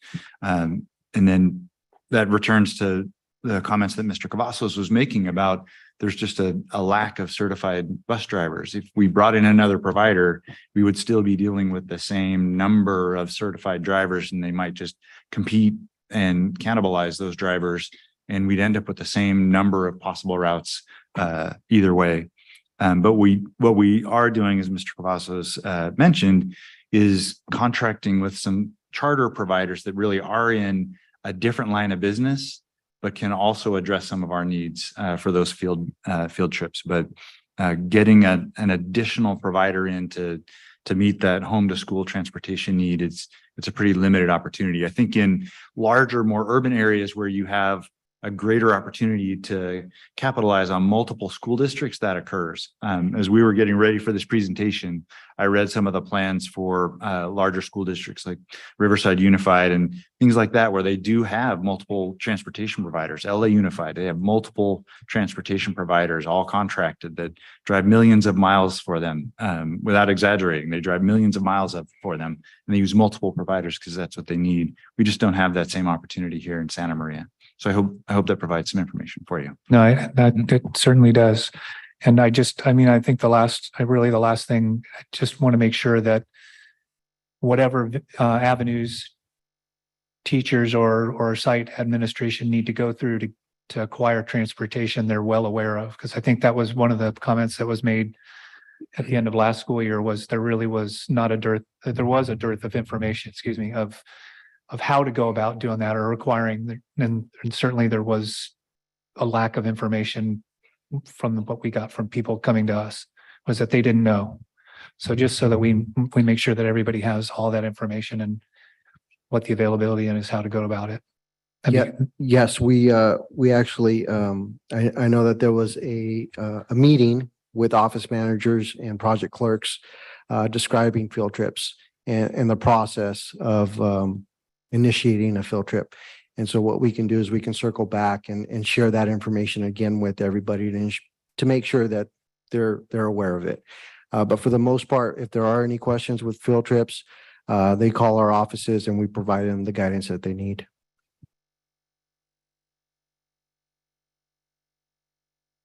There's no further questions or discussion. I'll move that the Board of Education, in accordance with Education Code 39800.1, approve the plan for transportation services for 2022-23 and 2023-24 as presented. I'll second. Been moved by Ms. Cordero, seconded by Ms. Cabral, that the board, in accordance with Education Code 39,800.1 approve the plan for transportation services for 2022-23 and 23-24 as presented. All in favor? Opposed? Motion carries. Mr. Hollinshead, before the next agenda item, I'd like to request a 5-minute recess. I second. It's been moved and seconded.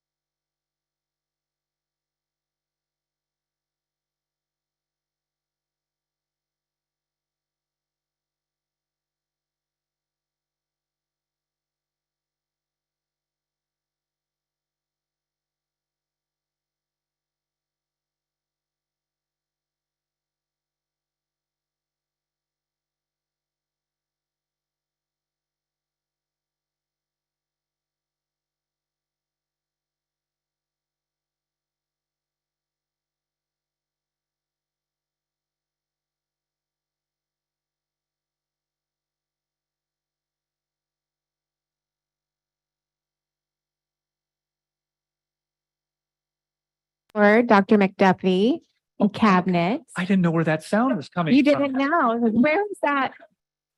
I was like, there's nobody over there. Yes, I was very ready. I just didn't know where she was. Hiding over here. Quite convenient. Hi, John. And this evening, I'm joined by 6 of our principals sitting in the audience. We have the principal from Adam, Alvin, Bonita, Battles, Fairlawn, and Oakley. They are here this evening because each of their sites were recipients of a literacy grant provided by the state of California. There were about 375 schools across the state that were identified for this literacy grant. Only 6 of them were in Santa Barbara County, all 6 in our school district. Their site grants range anywhere from a little over $600,000 to just over $800,000 apiece. And these funds are to be expended between now and June of 2027.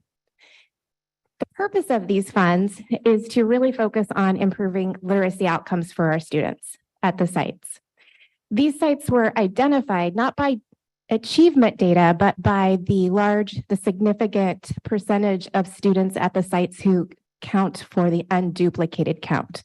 So schools with a percentage of 97% or higher were identified for this grant. This evening, the principals are going to talk a little bit about 2 different contracts that they would like to move forward with in order to support their school site in improving literacy outcomes for our students. Ms. Loftus, if I could just intervene just briefly. I apologize. We did have public comment on this agendized item. So we'd like to hear from those folks before the principals get started, and we All could. right. Thank you. So first we have Mercedes Barraza.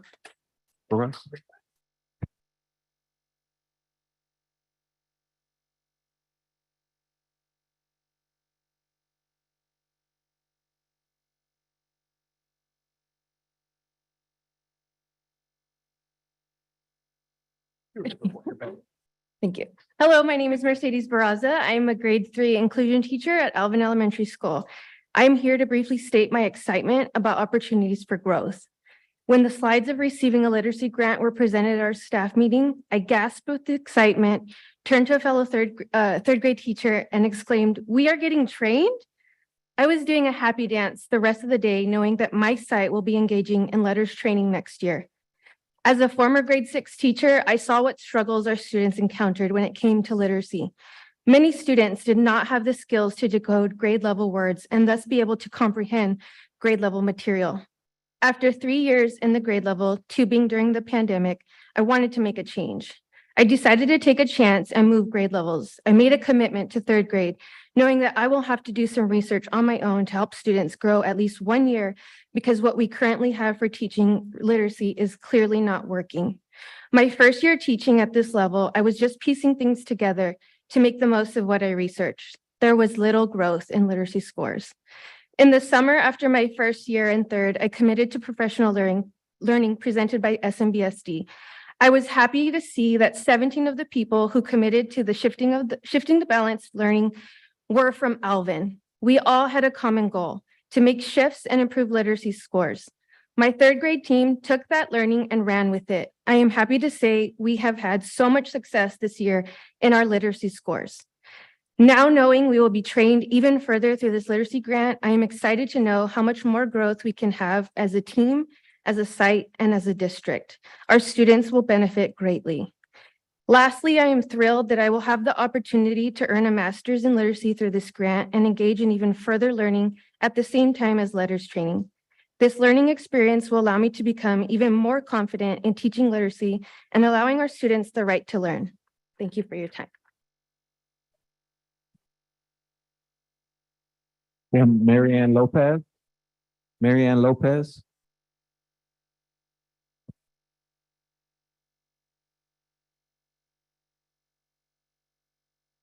Good evening, board members. My name is Marianne Lopez and I work at Alvin Elementary School. I currently teach 2nd grade, serve on the school site council, and am a representative of Santa Maria Elementary Educators Association. This has been an exceptional year, but I was supported with professional development to address the literacy needs of my students. First, I was given a book of lessons called Heggerty to teach foundational reading skills in phonemic awareness. Then I took an online summer institute called Shifting the Balance that would later change my teaching practice to include 2 years before kinder and first grade instruction that may have been missed. Afterwards, I implemented suggested spelling methods. It's crazy, but by making 30 cookie trays with magnetic letters to teach spelling, it has helped build confidence in my readers as they connect reading and writing together. In late fall, literacy coaches supported me with resources like the book, The Logic of English, along with online training. In previous years, I had used Denise Ide's videos in Google Classroom to help students learn the English language. Then I also received materials to help me teach common words called Sounding It Out as an additional resource to support readers in small groups. Sometimes learning a new language may require repeated exposures. All of these resources are impacting the learners positively. The best news is that Alvin has been selected as one of 6 sites to receive a grant, and several elementary teachers and I are interested in being trained in the latest research over the next 2 years. The program is called LETTERS, which stands for Language Essentials for Teachers of Reading and Spelling. In the near future, I expect that our knowledge in the science of reading will be purposeful. Coming soon is an opportunity to experience an online graduate program to further my education in literacy through Cal State Fullerton. Both of these programs will bring much support to my colleagues and I as we design and organize plans for a strong literacy program through our professional learning communities. With all of these supports in place, we can do better to reach every learner on their educational journey to read and fulfill their hopes and dreams one day. This is the work that I will do to benefit our Alvin Tigers in the years to come. Thank you.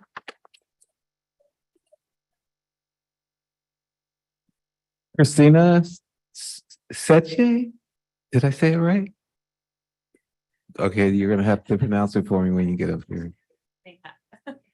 Good evening. I'm Christina Sechi. I'm the ELD instructional coach at Alvin Elementary School. And I am very excited about the Literacy Lab grant.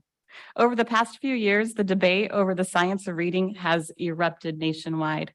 Only 30% of our nation's 4th and 8th graders read at a proficient level. 40 to 60% of our students in our classroom need explicit, systematic instruction in order to learn to read. Science research tells us that 95% of students can learn to read, but yet only 30% of our nation's students can read at a proficient level.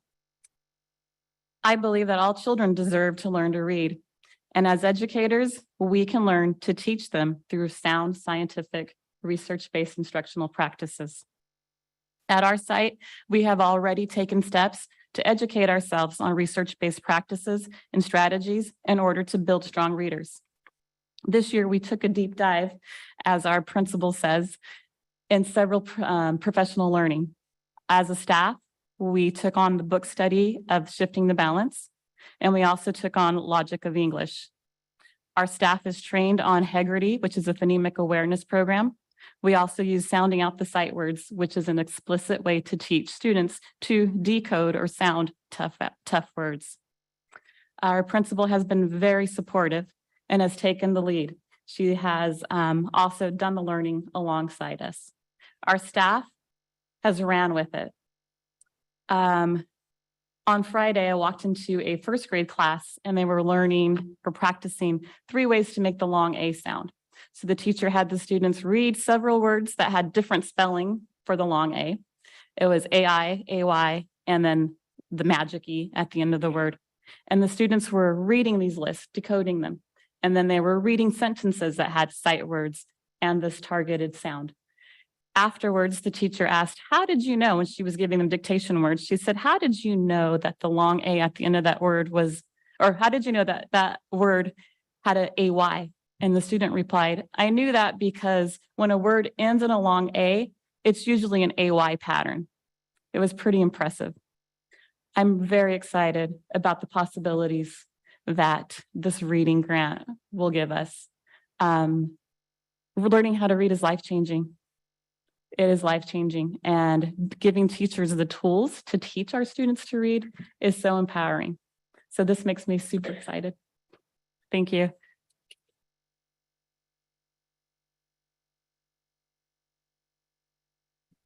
Nicole Taylor Hernandez.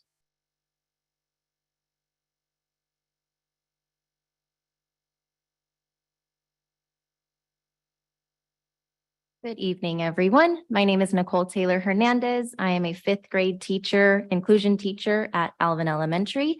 I have worked in the district for the past 4 years, and before that, I was completing my credential program at Cal Poly, and I was also placed at Alvin. So it is fun to be at the same site that I had all of my student teaching experience in and all of the on-site experience. I'm very excited to take the opportunity to enrich my education, but not only my own, but it enriches the education of my students. Throughout my time in the Santa Maria Bonita School District, I have been a part of 2 grade level teams, both in 5th grade. This year, I stepped into the instructional leadership role, which has deepened my understanding of our students' needs at our site and across the district. There is a, I would say, dire crisis in our district that our students are struggling with literacy. And this is evident if our students had started in TK versus just being new to the district, they're struggling readers and writers. As a 5th grade teacher, I differentiate every activity because I have academic levels that range from beginning readers through above grade level. And so this past summer, I attended the Shifting the Balance online program, and I wanted to further my knowledge of how to be an effective literacy teacher.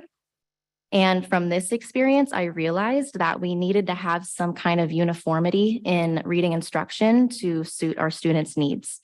We have large classes and a large range of academic levels in each class. And I think that some effective training and direct instruction for our teachers will greatly benefit our students.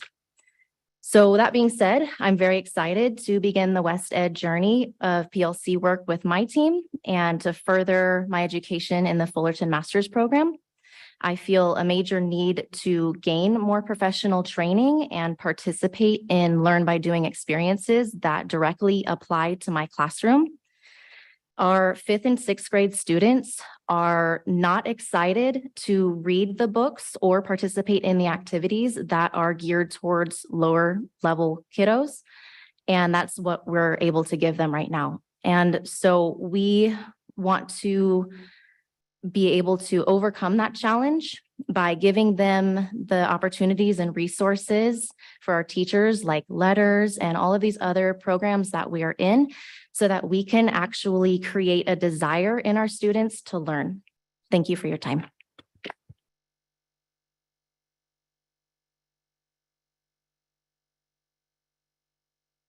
Moving forward, Ms. Loftus. Shall we try this again? Yes, thank you for your words, guys, but we're moving on here. Thank you. So again, let me just say that I'm joined by the principals of the 6 elementary sites who are recipients of this grant.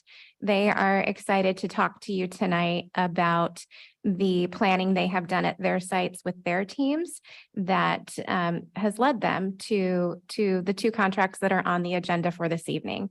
They'll start by talking a little bit about West Ed, pause for your questions and consideration for your approval, and then move into the letters contract and follow that same pattern. Thank you.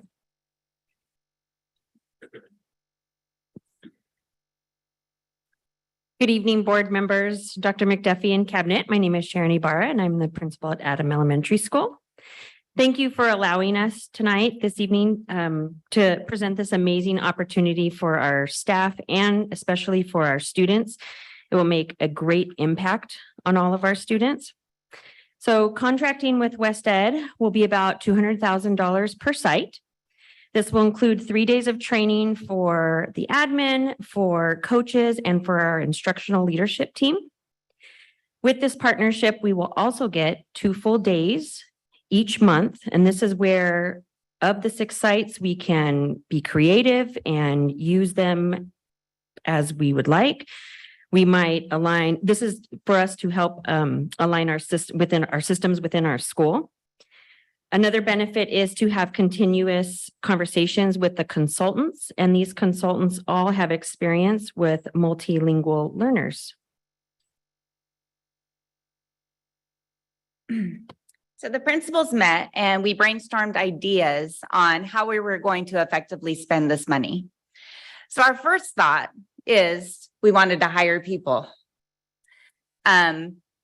We thought that if we hired people, that would be, an extra person in classrooms to support the, teachers. But as we all know, if we hired reading specialists, literacy coaches, or other teachers, right now we're in a hiring shortage, right? We're not going to get positions filled.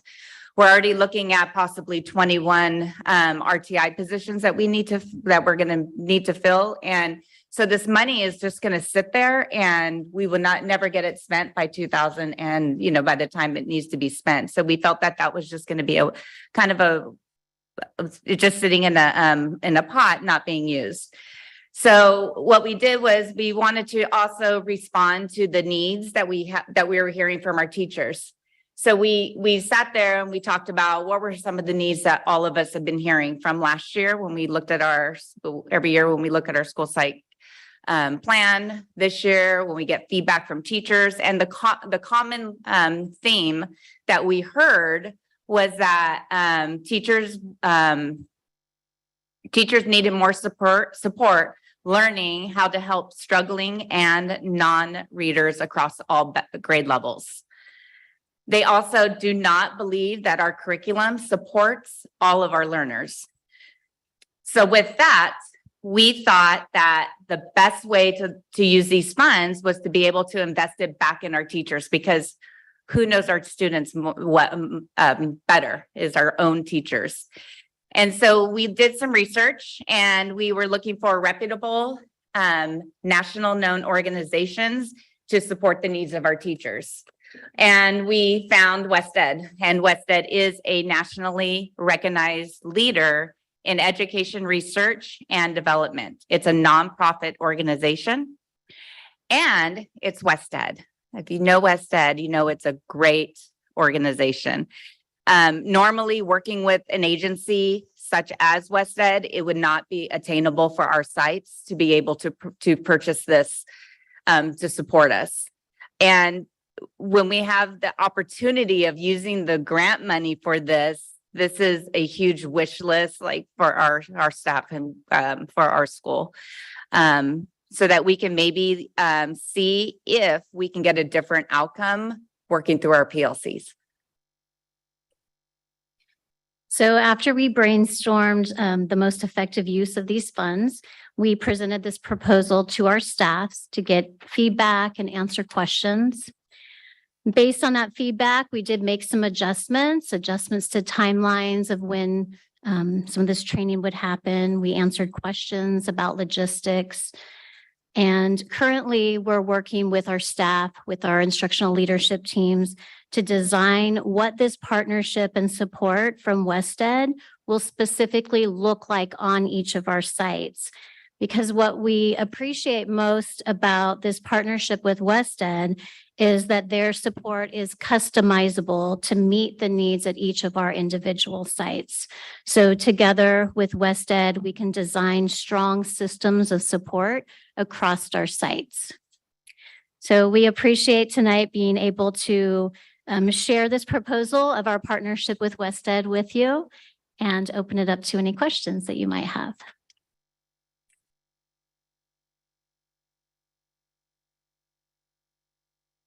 Anybody good? No, I really appreciate the enthusiasm from our teaching staff. I really appreciate the enthusiasm from, the leadership. at the school sites, especially I heard one of the educators say that the leadership was learning alongside the educators, which is, often something that doesn't often take place. Sometimes for understandable reasons, our leadership are pulled in 1,000 different directions. But I think that sets a really good example, right? That you're willing to learn with the teachers. If we expect our students to learn, our staff and our leaders have to learn as well. And so I really appreciate that, because sometimes I feel like there's this stereotype about educators that we're unwilling to learn new things, and that's not the case in my experience as a current high school educator. When we're given solid professional development, right, that's meaningful, connected to our classrooms, then we want to engage and we want to grow as well. So thank you all for taking time from, your busy schedules to be here and share that with us. I wanted to check in about, you had mentioned Wested. It's an org that I'm not fully familiar with, that I've had a little bit of exposure to. I've seen some of their research, and it does look great. And so how were you all able to ensure that Wested is going to provide some solid professional learning for you all? So how do we know to kind of trust their credentials? Do they have like a track record of success supporting other school districts? What led you to them?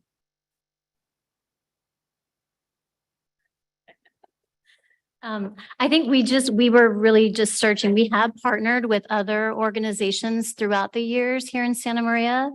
And just based on that, we still felt we needed to go deeper. And so just reaching out and doing some of our own research of what other organizations are really nationally known and really spend their time researching best practices. Wested just kept popping up. And as we proposed that to our sites, we said, if you can think of any other organizations, bring those to us, because we really want to brainstorm together. And that was really where we kept coming back to. And can I personally have worked with Wested, and they're really a trusted organization. They do really good work.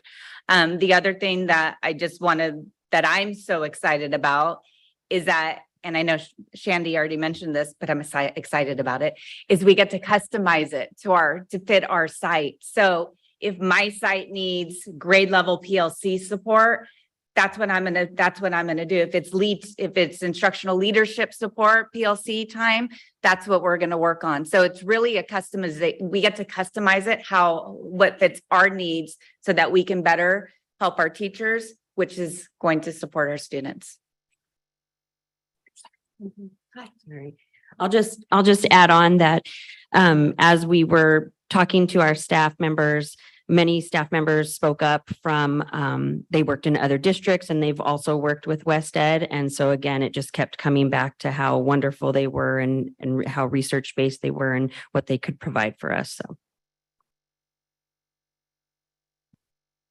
All right. Thank you guys so much. I think, I'm fortunate in that I made a visit to Alvin a little over a week ago, and it was a rainy day, so Trinity had me cornered no, just kidding. No, Trinity and I, we had a really great rainy day lunch schedule, and the enthusiasm on that campus and with all you guys is definitely pervasive, and the customizable aspect was one thing that we talked about, and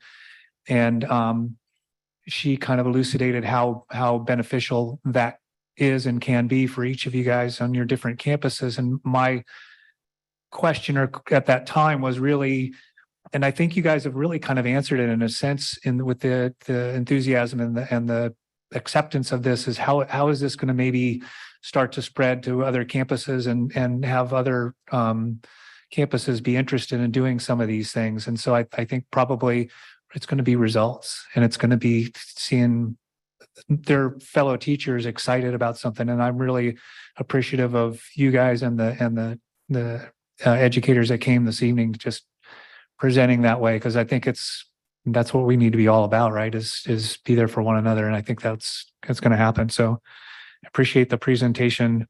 And I'll entertain any motions if there's no further discussion. Oh, I do one more thing. Questions, unless anybody else does. Sure. One of the educators mentioned about having their masters, I think, either paid for through some of these funds. Is this the same source of funding, or is that something separate? Yes. So when we were talking to our staff members, one of my teachers reached out and asked could we become reading specialists? And so she met with Jennifer and they looked in, she had it all worked out of how much it would be. And so that's another option where teachers could go and become reading specialists, because I believe we only have like one in Santa Barbara County, and correct? We only have a couple, one or two within our district that actually hold that reading specialist credential. It's just not something that has been widely publicized or accessed. And this grant does allow those funds to be used to grow our own, to build, to invest in our teachers. And so, as Sharon mentioned, her teacher brought forward that idea. We did a little bit of research, put it out to all of the sites, and then had an informational meeting. We had 38 teachers from the 6 different sites express a genuine interest and are moving forward with enrolling in a 2.5-year program that will lead them through to a master's degree and that reading specialist credential.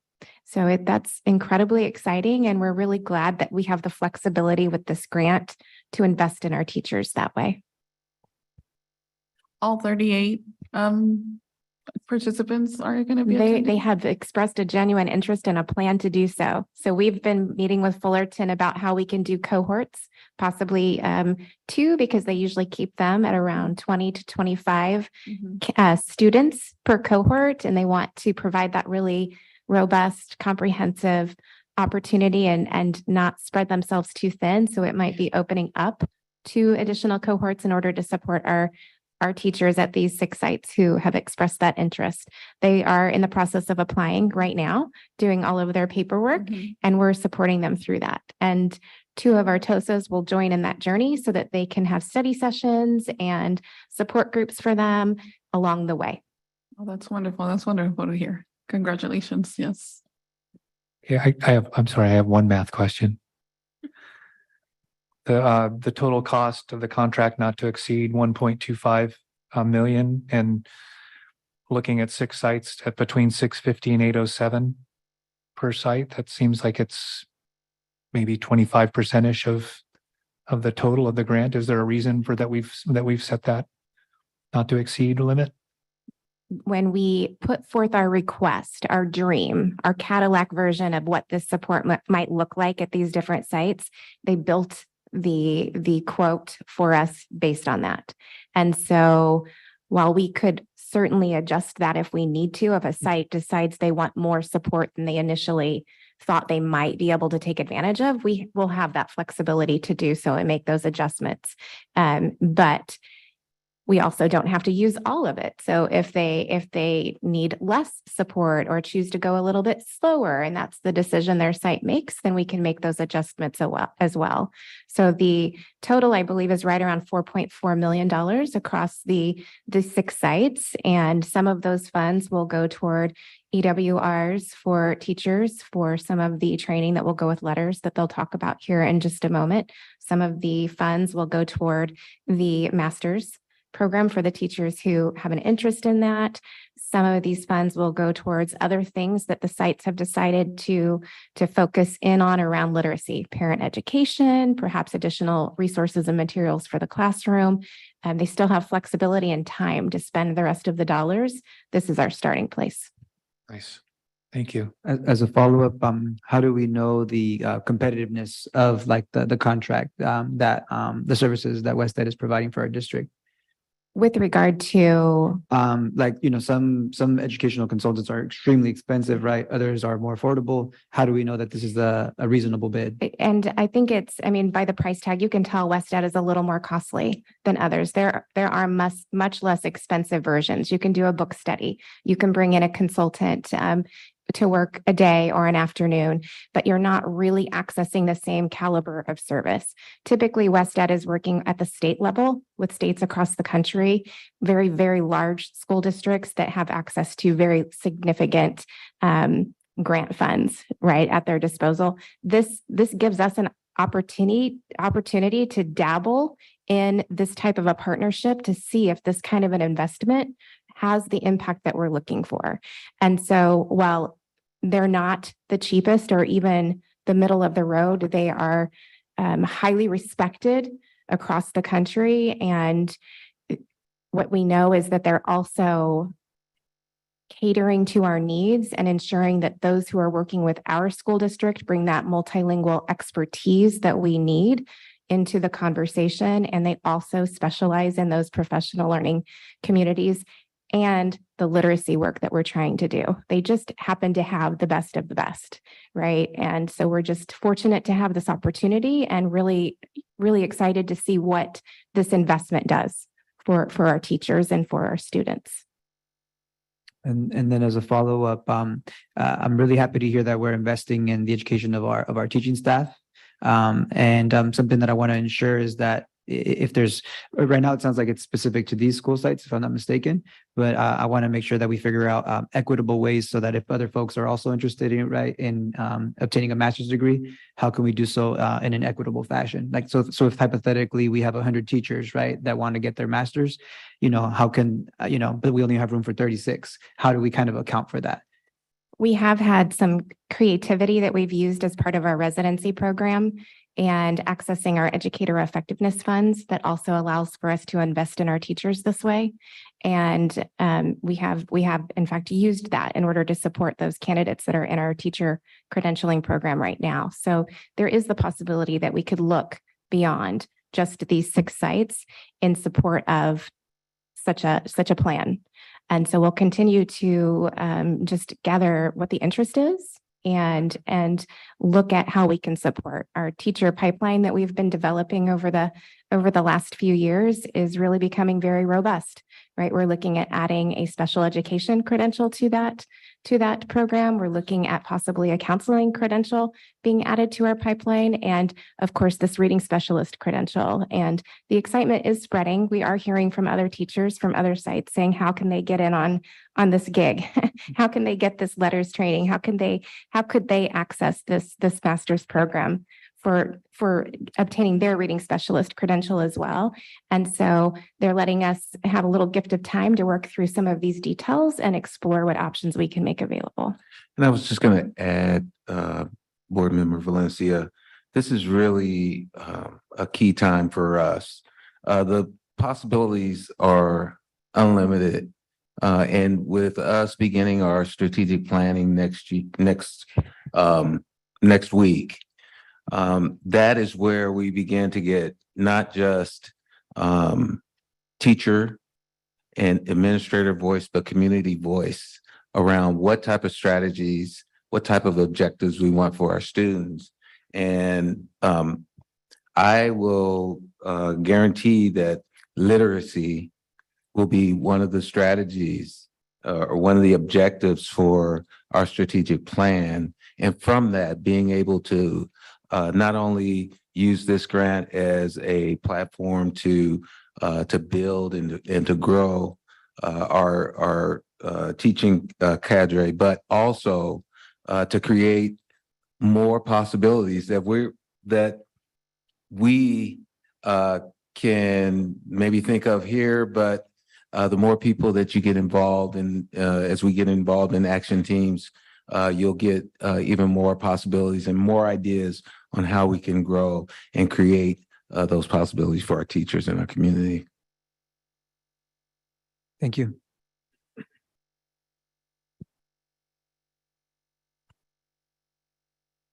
Hi. I recommend that the Board of Education approve an agreement with West Ed to provide customized comprehensive research and evidence-based solutions that meet the unique needs of our district and the schools focused on continuous improvements as presented. And I'll second that. It's moved by Ms. Corral and seconded by Ms. Cordero that the board approve an agreement with West Ed to provide customized comprehensive research and evidence-based solutions that meet the unique needs of our district and schools focused on continuous improvement as presented. All in favor? Aye. Opposed? Moving on to 11D, agreement with Alexia Learning Systems LLC to provide 2 years of focused comprehensive literacy training to the educators of the 6 literacy lab sites.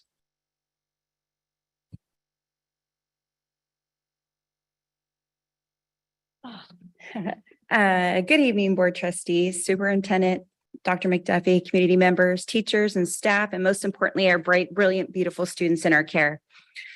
I want to thank my colleagues who just presented as we are on this journey together, and Ms. Loftus for her support in hunting down and seeking to find the answers to our very long list of questions. I'm the proud principal of Alvin Elementary School, home of 945 Tiger Scholars. I'd like to take this opportunity to thank my teachers here tonight who spoke to you and all of my Tiger team for their dedication and unwavering service to the students and families in our care.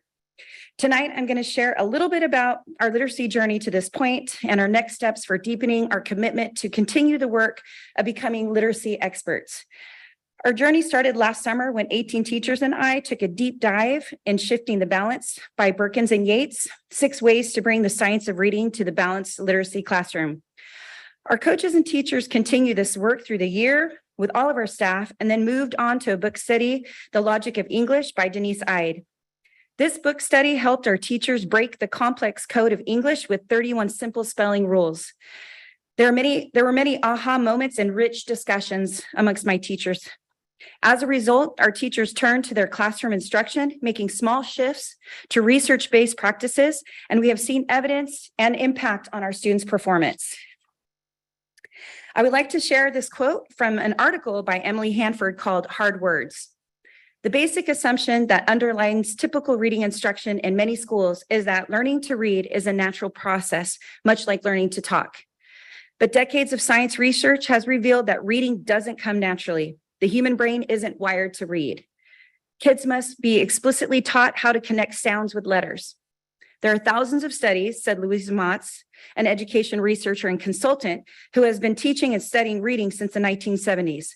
This is the most studied aspect of human learning. Most teachers nationwide are not being taught reading science in their teacher preparation programs. And this is why this funding is a gift for our teachers to engage in that learning that they have been asking for. This is an opportunity to invest in our teachers. Historically, we use the teacher to teachers model. In the case for building literacy experts in every classroom, this model dilutes the effectiveness due to the theory to practice gap in education. Our teachers do not need to do better. They are fabulous. They're fantastic. They're warriors. We adore them. Our teachers are asking for the tools and skills to make small shifts and do differently and prioritize reading foundational skills. We need an intensive professional learning opportunity that will provide evidence-based instructional practices with the ability to empower teachers to understand the science and why students struggle to read. Letters professional learning will provide our teachers and administrators the what, why, and how scientifically based reading instruction and several key components as well as how they are related to one another. Letters is evidence-based instructional practices. It's not a curriculum. This is why we have settled on letters and hope that you will consider this today. Key components are what must be taught during reading and spelling lessons to obtain best results, why reading instruction has several key components and how they are related to one another, how to explain spoken and written English structures, and most importantly, the last 2 bullets, how to interpret individual differences in student achievement, and how to implement instructional routines, activities, and approaches and differentiate instruction. And so I'll have you look over at the board over here. The estimated cost of the contract is $705,000 or $705,653. Sorry, I'm a little tired. This contract is for 6 literacy lab schools. So Adam, Alvin, Battles, Bonita, Fairlawn, and Oakley. And again, in bold letters, the investment is in our teachers. It's in our teachers, literacy knowledge and professional practices based on the science of reading. It's inclusive of the added knowledge needed to serve emerging multilingual learners. It includes coursework materials for teachers and administrators, in-person learning lessons, and in-person makeup sessions for up to 345 educators over 2 years. It includes 4 additional in-person sessions for site leadership teams over 2 years. Most learning will occur on Thursdays. The 4 Saturday sessions per year are encouraged but not required. And I kind of went over that on the other star bullets over there as far as the how and the why. And so I'll leave you with this. Coach Wooden, I'm not a huge fan of basketball, so I know he was great at that too. But But what I know of him is he's a brilliant leader and an orator. And so I really love his words. And so he would quote, I know, I'm sorry. Someone's got, yeah. Okay. Anyway, he would quote this a lot, and it really speaks to the importance of our invaluable teachers and their reach of influence. He would say this all the time: no written word, no spoken plea can teach our youth what they should be, nor all the books on all the shelves. It's what the teachers are themselves. And so investing in our teachers has a huge impact on our students' lives and their future opportunities. A teacher affects eternity. So we have an opportunity here to provide our teachers what they have been asking for so they can do the work that they believe in for our students. Thank you for your time. Ooh, I should have gone before Ms. Hamilton. I'm James Barnett. I'm the principal at Battles Elementary School, home to 783 scholars. And if I could just match that level of excitement, because I feel that level of excitement for this opportunity. And I just have a short piece about at Battle School, we've been working on our 5-year plan. And before this grant opportunity came by, you know, our big ticket items on that 5-year plan were building strong professional learning communities and planning for instruction around reading and literacy. So when we got this grant and this opportunity, it just really matched with the work we were already going to do and gave us more opportunities to do that work. You know, this contract will allow us to do the work in a really organized way and with the help of the experts in the field, as opposed to in a piecemeal fashion or in a train the trainers fashion. And this opportunity, this is an opportunity to be really innovative in how we teach reading and literacy. We've heard some different ideas already tonight that have been really exciting for teachers and have the possibility of just changing their trajectory in teaching. I think of a new teacher coming in right now and being able to get a master's degree right away and receiving this training right from the beginning. And that could affect their career over 30 years and could affect our students over that time. And so I just really think this is an opportunity for us to continue the work that we were going to do.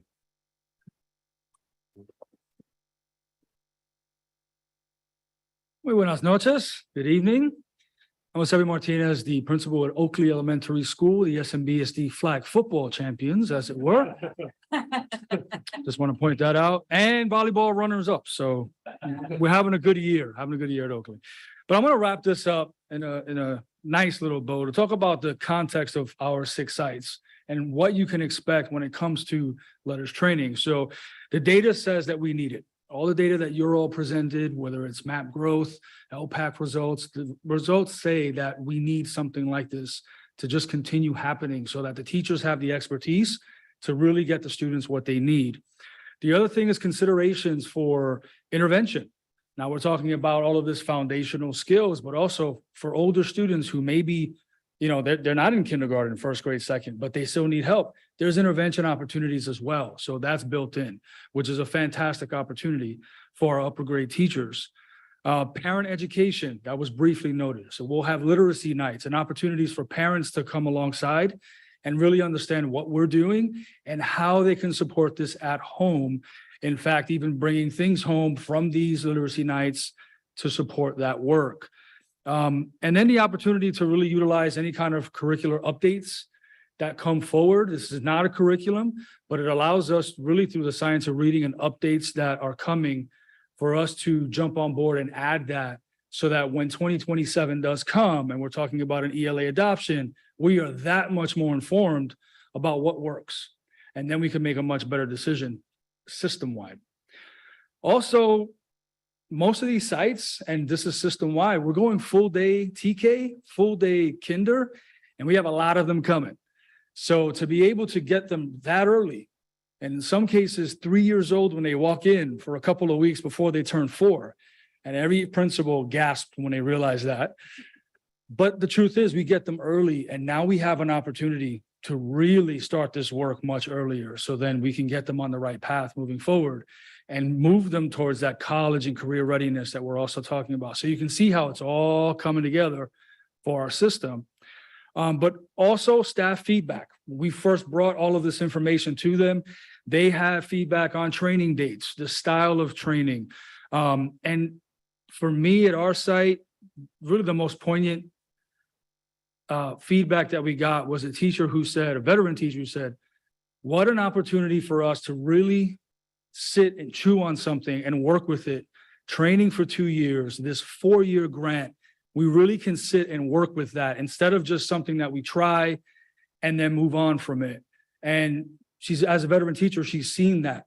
And she's like, what an opportunity. So a lot of the teachers were like, this is what we need to do for our students. The data says we need it, but also their enthusiasm, and they're ready to have that for our youngest learners all the way to the ones that are ready to move out of our district. So that really, in a nutshell, is how we look at it as our 6 sites and, of course, the system as a whole. Thank you.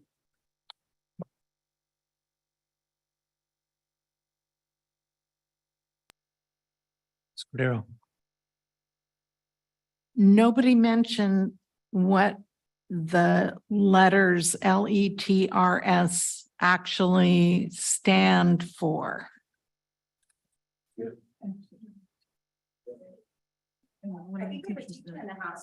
That. Language for teachers of reading and spelling. Okay, I did not hear that, so we. They practiced that about 100 times outside, and then they came in with that. So they're ready. They're ready.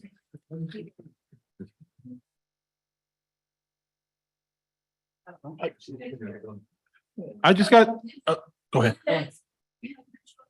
Come on. Language essentials for teachers of reading and spelling.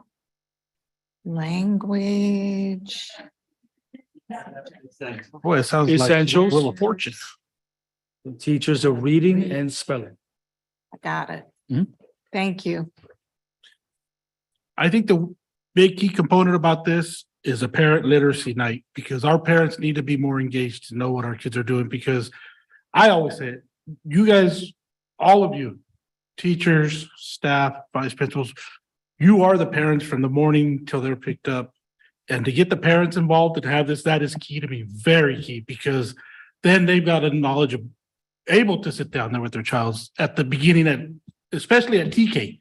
Kids are sponges and they soak up stuff to where they can really connect with the parents. And if the parents feel that they've got everything coming from the school sites on these nights and their kids are there, that right there is key to me. I just want to say thank you. I do have one other comment. I know I'm kind of the old dog in this game, but I still have my reading specialist credential, and I acquired it early on in my career because as a new teacher, I was like, okay, so what are we supposed to do here? And so the very fact that all you want to invest the money in training for teachers says volumes to me, because it doesn't matter what program you use, in my opinion. You have to have the skill to know how to use the program or how to adapt it to make it work. So this is beyond exciting to me. And it's just amazing. And the fact that we have the only 6 schools in the county that received these grants is extraordinary. Go for it. Mr. Valencia. With your approval, of course. You've got mine. And if you want to jump back in the classroom at any time, that level of expertise and knowledge. Same. Similarly to what I asked with the last agreement or contract, what evidence do we have of success with this program?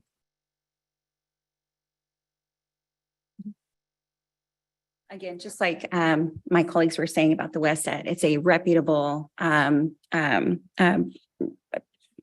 said, I'm very tired, reputable company that people have worked with and partnered with and have had amazing results.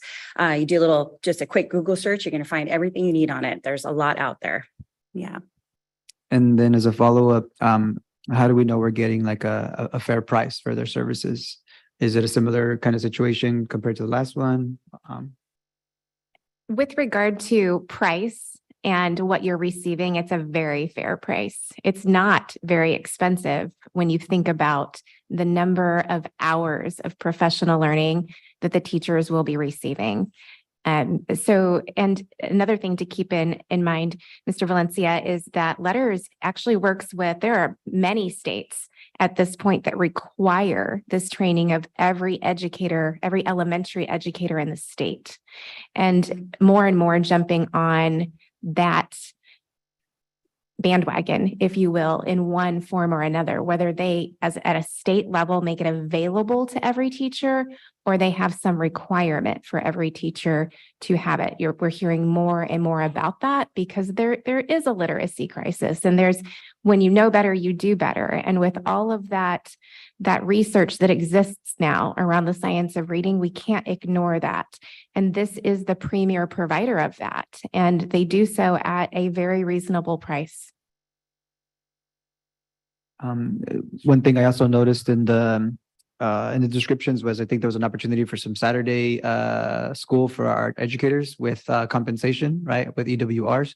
And my hope is that unless that's what the teachers have specifically requested, right, that we figure out ways to embed the learning during their workday, so that, just like we all want to enjoy our limited weekends, that we barely have enough time, right, to, do the laundry and, do all the things that we need to do to get ready for the week. So unless they've requested that, I ask that you all, make sure that is what in fact what they want, because I would hate to set us up in a situation where we assume that they want Saturday schooling and lo and behold, 0 attendees, so any thoughts on that? Absolutely. Actually, part of the feedback that we were receiving, we put out some options because we needed to know what would work for them and also what was available to us. Mm-hmm. There were discussions about summer training.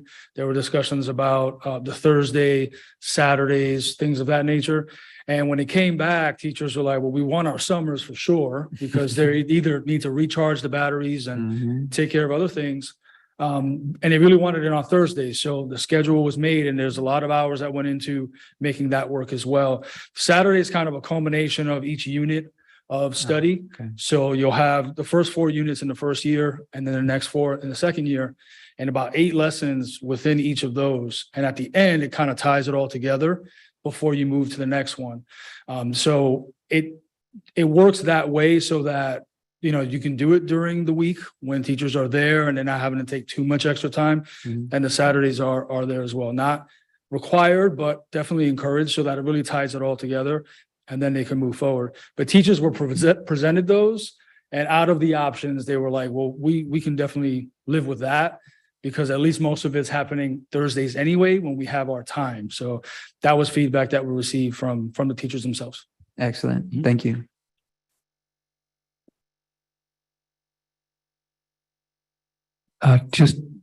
Ms. Hamilton, just for your assurance, I think most people got the John Wooden reference. And if they didn't, my favorite coach, Ted Lasso, quotes him all the time. I'm ready for the motion.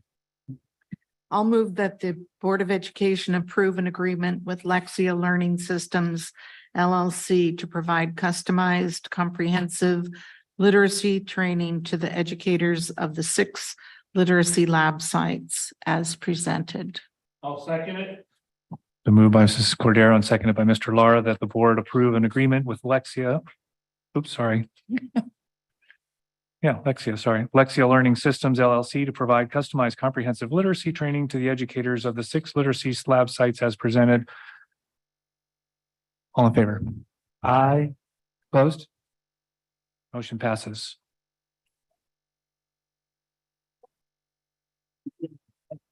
And we'll move on to item 11E, award of bid number 5264, installation of district provided flooring at Alvin Elementary School. I bet you Ms. McKnight's going to be coming up. Why, there she is.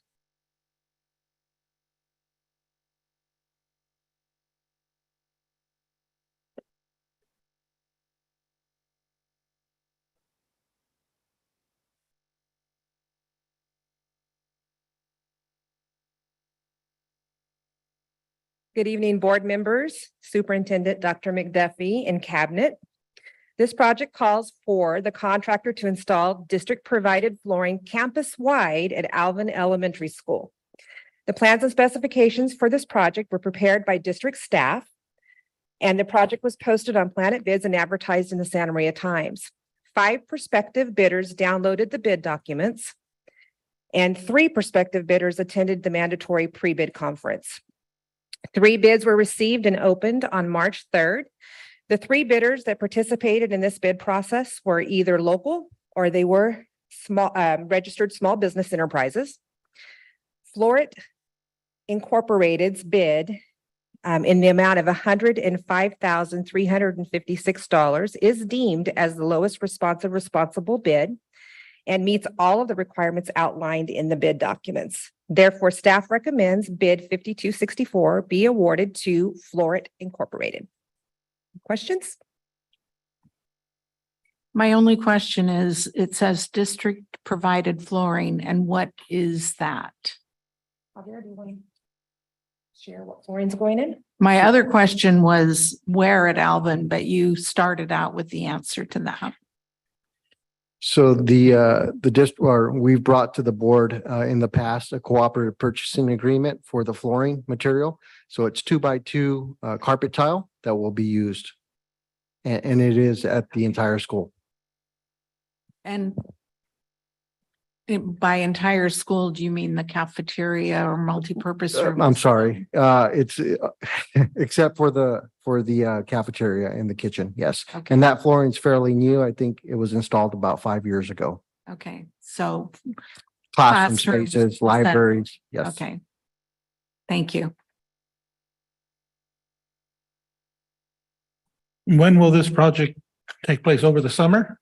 Yes, so If it's we're hoping to awarded? start June 8th, June as 8th, soon as school's out. start in the office and work out, or? Yes, we're working with the school side to identify the highest priority to make sure that we get in and out as quick as possible.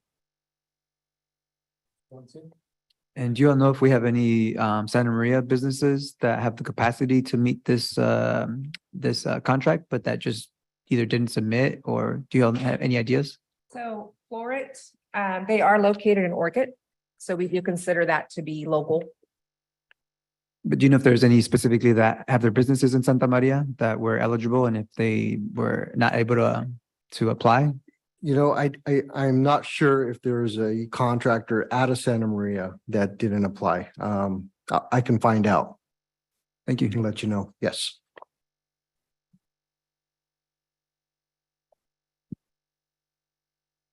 A motion?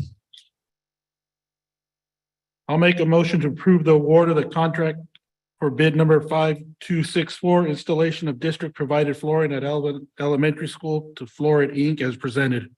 I'll second. Moved by Mr. Lar, seconded by Ms. Cordero, that the board approve the award of contract bid for number 5264, installation of district provided flooring at Alvin Elementary School to Florit Incorporated as presented.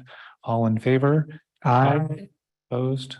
Motion carries. Moving on to 11F, award of bid 5265, flooring abatement at Alvin Elementary and Tunnel Elementary School. This project calls for flooring abatement services for 5 classrooms at Alvin Elementary School and the multipurpose room and kitchen areas at Tunnel Elementary School. The plans and specifications for this project were prepared by McKenna Environmental, and the project was posted on Planet Bids and advertised in Santa Maria Times. 20 prospective bidders downloaded the bid documents, and 9 prospective bidders attended the mandatory pre-bid conference. 4 bids were received and opened on February 27th. So you'll notice quite a difference in the bid amount between the lowest bid and the other 3 bid amounts. When we see a large difference in the bid amounts, and especially given the nature of this type of work, we feel it's very important to reach out to the low bidder regarding their bid submission and ask a few questions. When we contacted the bidder, they shared that they knew that they had bid very aggressively on this project. And after seeing the bid results, they reran all of their numbers and they stand by their bid. So Professional Asbestos Removal Corporation, which is a minority-owned business enterprise, submitted the lowest bid amount of $43,870. Their bid is deemed as responsive and they do meet all of the requirements outlined in the bid documents. Therefore, staff recommends bid 5265 be awarded to Professional Asbestos Removal Corporation. Any questions? How'd they come up with the 5 rooms? Is it out of all of those are the only ones with, I'm assuming asbestos problems or what's the issue?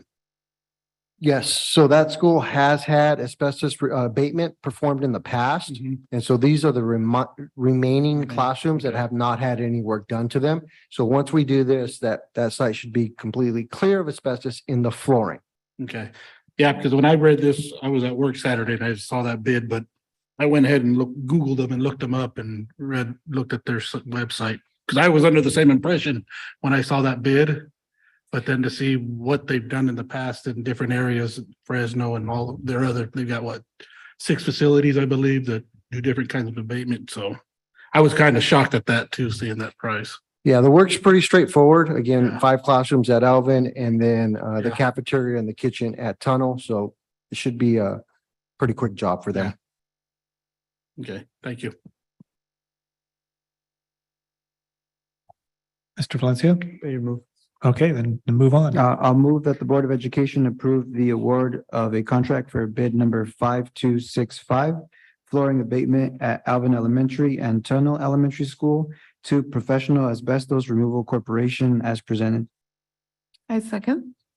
Been moved by Mr. Valencia, seconded by Ms. Cabral, that the board approve the award of contract for bid number 5265, flooring abatement at Alvin Elementary School and Tunnel Elementary School to Professional Asbestos Removal Corporation as presented. All in favor? Aye. Opposed? Motion carries. Moving on to item 11G, award of bid number 5267, flooring at Tunnel Elementary School, multipurpose room and kitchen. So this project calls for the installation of district-provided flooring for Tunnel Elementary School's multipurpose room and for the contractor to provide and install epoxy flooring in the kitchen area. The plans and specifications for the project were prepared by district staff, and the project was posted on Planet Bids and advertised. 8 prospective bidders downloaded the bid documents, and 4 prospective bidders attended the mandatory pre-bid conference on February 2nd. 1 bid was received and opened on March 3rd. Floor Connection Incorporated, a California registered small business enterprise, submitted a bid in the amount of $47,009. Their bid is deemed responsive and meets all the requirements outlined in the bid documents. Javier can provide a little more information on how we were able to determine that their bid was fair and reasonable. So the district in the last 3 years installed a flooring project similar to this. The numbers are comparable to what we received. And then also just knowing that there is an added piece to this where the kitchen's going to get an epoxy flooring. So there is added cost there. So the price does not seem out of reason. Who were the other bids before they came out and looked? They didn't submit? They didn't submit. They just came out and looked at the project? Yeah, they came out. I think some of it may have had to do with the epoxy portion of the work. I think there's limited contractors that in our area that are able to perform that part of the work. Thank you. A motion? And so I'll move to recommend that the Board of Education approve the award of a contract for bid number 5267, replacement flooring at Tunnel Elementary School, multipurpose room and kitchen to Floor Connection Inc. as presented. I'll second. It's been moved by Ms. Cabral and seconded by Mr. Lara that the board will approve the award of contract bid for bid number 5267, replacement flooring at Tunnel Elementary School for multipurpose room and kitchen to Floor Connection Incorporated as presented. All in favor? Aye. Aye. Opposed? Motion carries. We'll move on to item 11H, award of RFP 5275, compostable school lunch trays. This procurement was conducted as an RFP and all proposals were scored based on set criteria, and cost is not the only factor taken into consideration for the award. As you may recall, previously we brought food service paper products to the board for award. One of the items not awarded through that process was paper lunch trays. We had to take that back out, redo our specifications. And this RFP is the rebid process for the lunch trays. The specifications were prepared by district staff, and the sample trays submitted for approval all sample trays submitted for approval were required to be in compliance with California AB 1200, 1201, and SB 343, which became effective in January 2023. The new legislation prohibits the use of PFAS chemicals in products labeled as compostable or recyclable. PFAS are man-made chemicals that are widely used in many consumer products. 12 prospective bidders downloaded the RFP solicitation documents and 3 proposals were received on March 2nd. An evaluation committee consisting of 3 district staff members was formed to evaluate and score all the submitted proposals based on customer service and references, K-12 K-12 paper product and supply catalog, district questionnaire, and the capability to meet the district's delivery requirements, and finally cost. My Equal Planet LLC, a minority and woman-owned business out of Houston, Texas, was the highest ranked firm with 91 points and a bid price of $77,000. My Equal Planet's proposal meets all the requirements as outlined in the RFP documents, and they are deemed the lowest, or no, sorry, not the lowest, the highest ranked responsive and responsible firm meeting the specifications. Therefore, staff recommends awarding RFP 5275 to My Equal Planet LLC.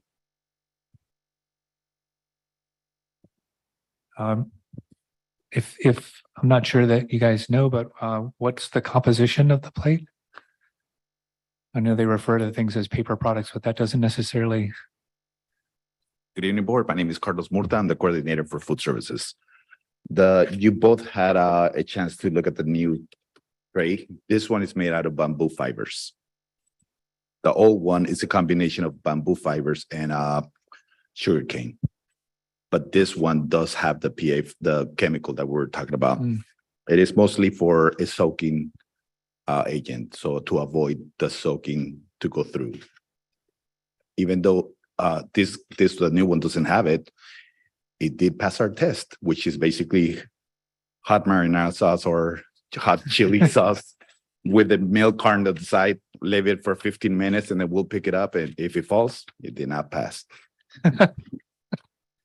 That's science, right? That's science right there.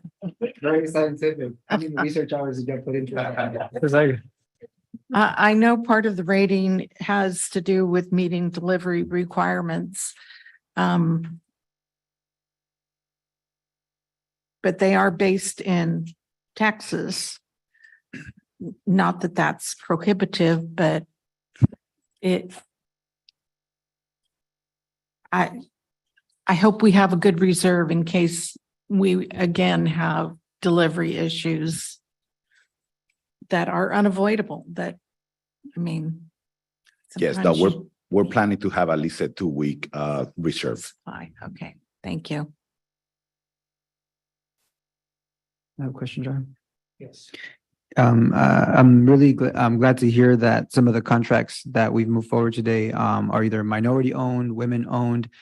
We know that there's a racial wealth gap, right? And that oftentimes minority owned businesses by women, people of color, veterans don't always have the resources, right? The initial capital to be able to compete for bids like this. Therefore, have we ever considered like adding that to our point system on whether we can award a contract? So for example, their bid was 77,000 and then Wallace Packaging was 79. I mean, the total score was a big difference anyway, but let's say that they were really close, right? I would like to also like invest, right, in these types of businesses. So have we ever considered adding that to our point factor, our system? That is something we can look into. with Dr. McDuffie and Mr. Beecher, we can certainly look into that and get back to you. Excellent. Thank you. Yeah, I would support that. It's a great idea. And then lastly, John, if I may. Yep. Do you all know if we've done some type of like a green audit? I really appreciate seeing these trays because even at the high school level, I see sometimes we still use like plastic containers to like store some of the like yogurt and other things that the students use. And unfortunately, those we know typically are not recyclable.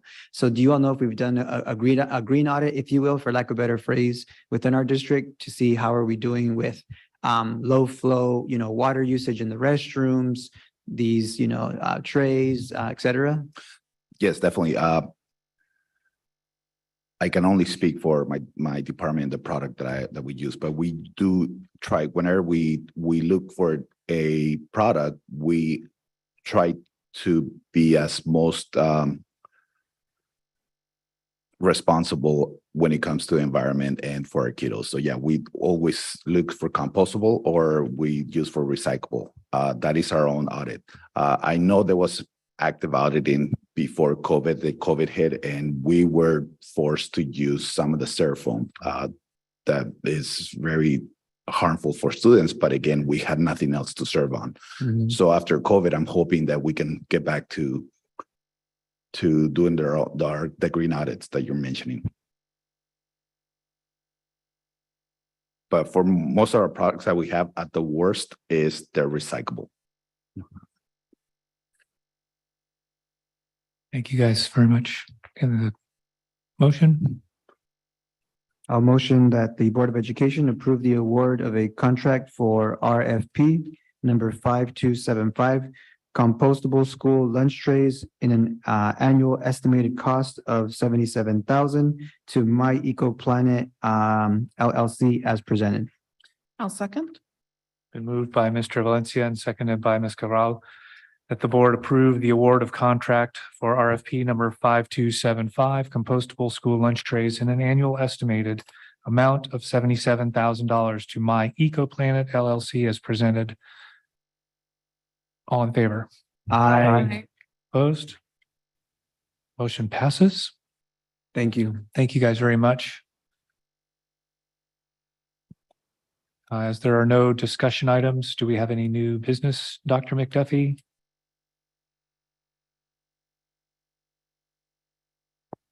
We don't have any new business. That's for you and the board to Yeah. to discuss, but Nothing, I don't nothing have- on your, I don't have nothing on any your end. business. Thank you. Okay. Anybody else have any? Okay. Move on to board superintendent reports. Mr. Lara? Ms. Cabral? I did the Santa Barbara Foundation interview, so I'm helping out with those. I was a recipient of the Santa Barbara Foundation scholarship. So now it feels like full circle and I'm giving back to that.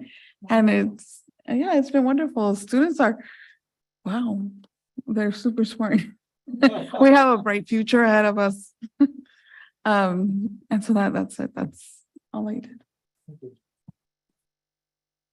That is really wonderful. I'm very proud of myself now for mentioning that. I didn't know that you had been a recipient, and you are exactly the kind of person that the foundation is looking for because you understand the importance of it all. So yes, I too completed all of my interviews and was actually explaining to someone tonight who had asked when we were on break, and I paid attention to how much time I spent preparing and the interview and then completing the rubric basically. And for each student that I interviewed, I spent at least an hour reviewing all of their application, their grades, their letters of recommendation, their personal statements,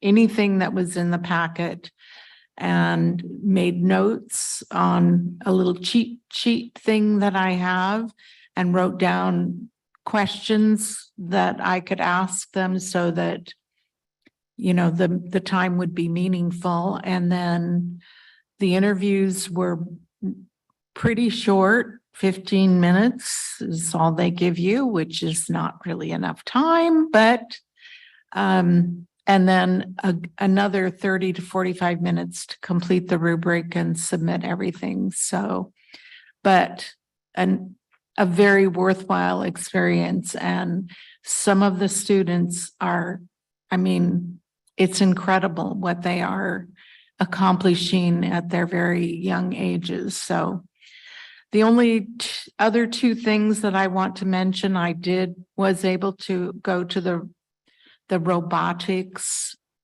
competition. That wasn't really a competition, and I understand that.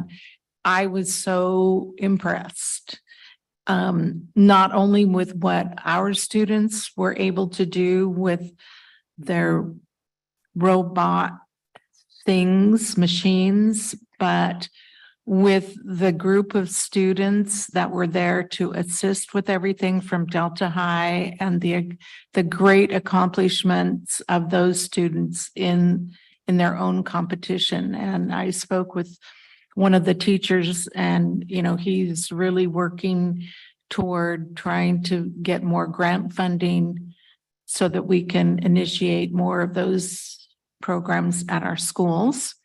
And the only other significant thing I did was I went on a field trip with a group of 8th grade students from Arianas Junior High up to Cal Poly to their Learn by Doing science lab. They were scheduled to take 3 groups up there on 3 different dates, and one of them worked out that I could be a chaperone. And it was, I'm going to say this lightly because I know this isn't always the case. It was pretty much a piece of cake. The students were great. I think they just needed adults there to, meet the requirements. But it was very interesting, and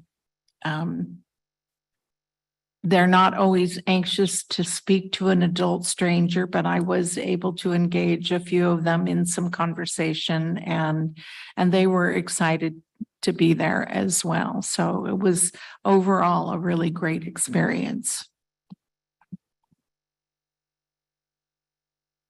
I really appreciate the presence of our students this evening.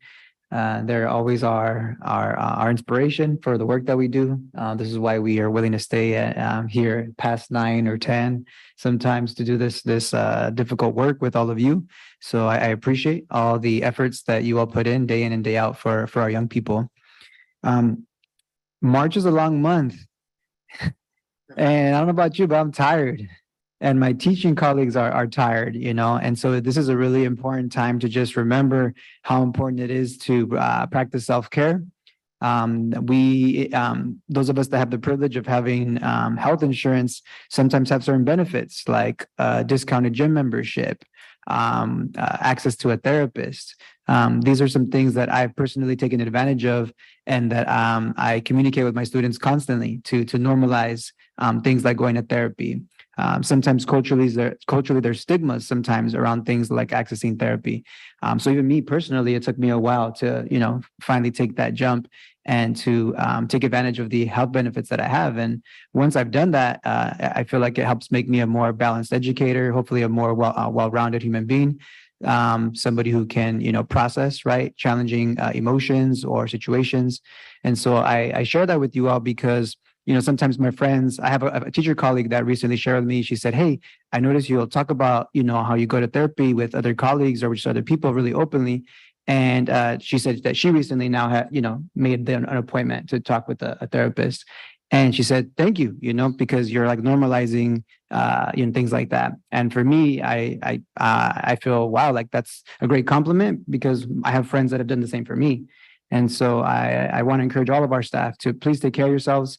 Get some quality rest. I know that that's really challenging in our profession, but it's essential. I was listening to a podcast recently that talked about how sometimes we live in a culture that is almost boastful of how little sleep we get, almost like if that's like bragging rights or something, but it's not.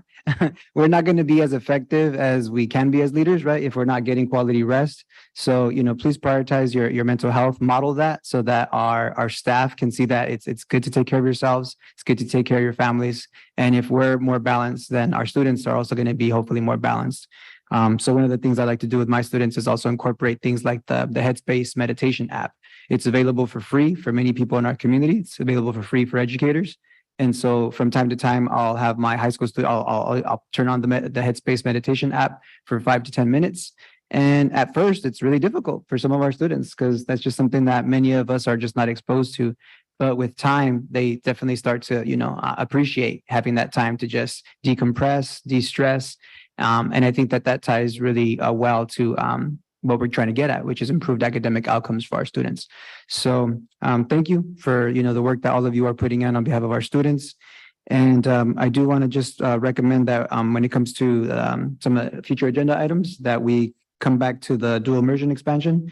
I know that that's something that a lot of our families bring up constantly about the importance of not just having dual immersion at Jimenez, but looking at how we're expanding those possibilities in other school sites. So when possible, I'd like to receive like an update on where we are with that. Thank you. Thank you. And if you may have missed it on the new business, we are going to have a presentation, DLI presentation.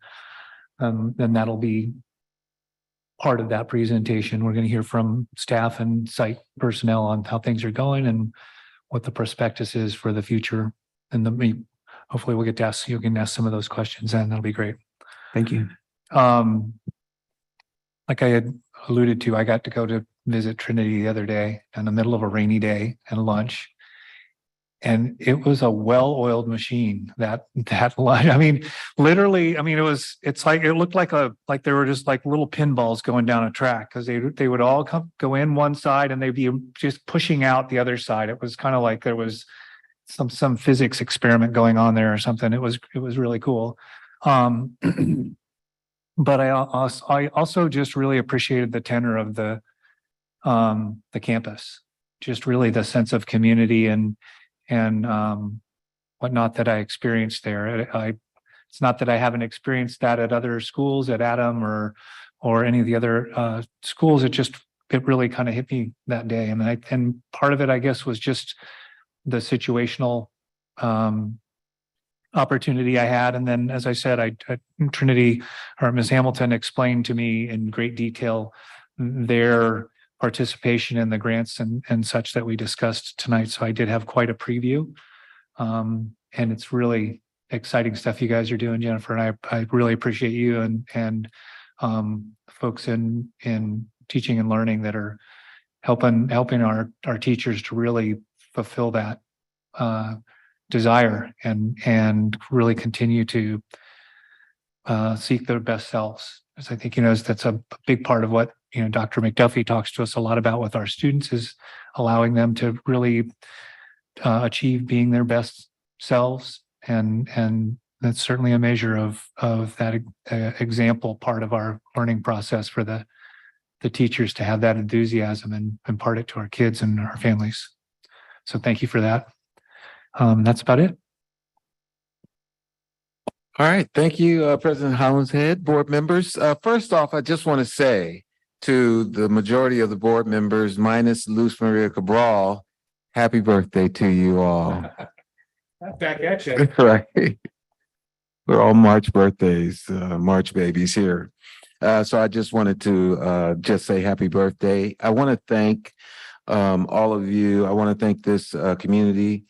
LaWanda Lyons Pruitt, once again, when I got here to Santa Maria and met her, she made me feel welcome, me and my wife, and really just got us connected as well. And so I just want to thank her and really appreciate that she received a key to the district.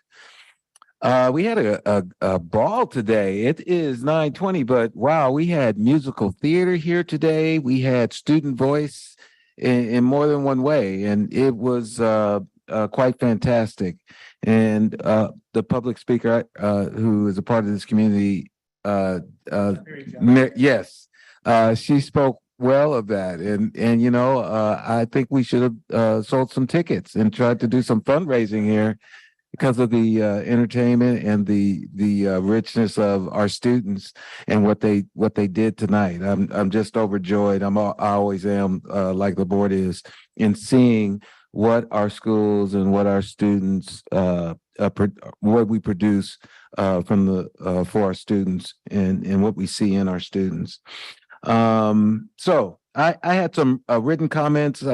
Participated in a robotics competition last week. Was it last weekend? Fun time collaborating with the high school, Delta High, and just our students doing some incredible work. And I love the collaboration that we are doing with the high school and many different ventures. Next Tuesday, we start our strategic planning. We'll embark on our strategic journey together with 3 days, just really to define the district's perfect.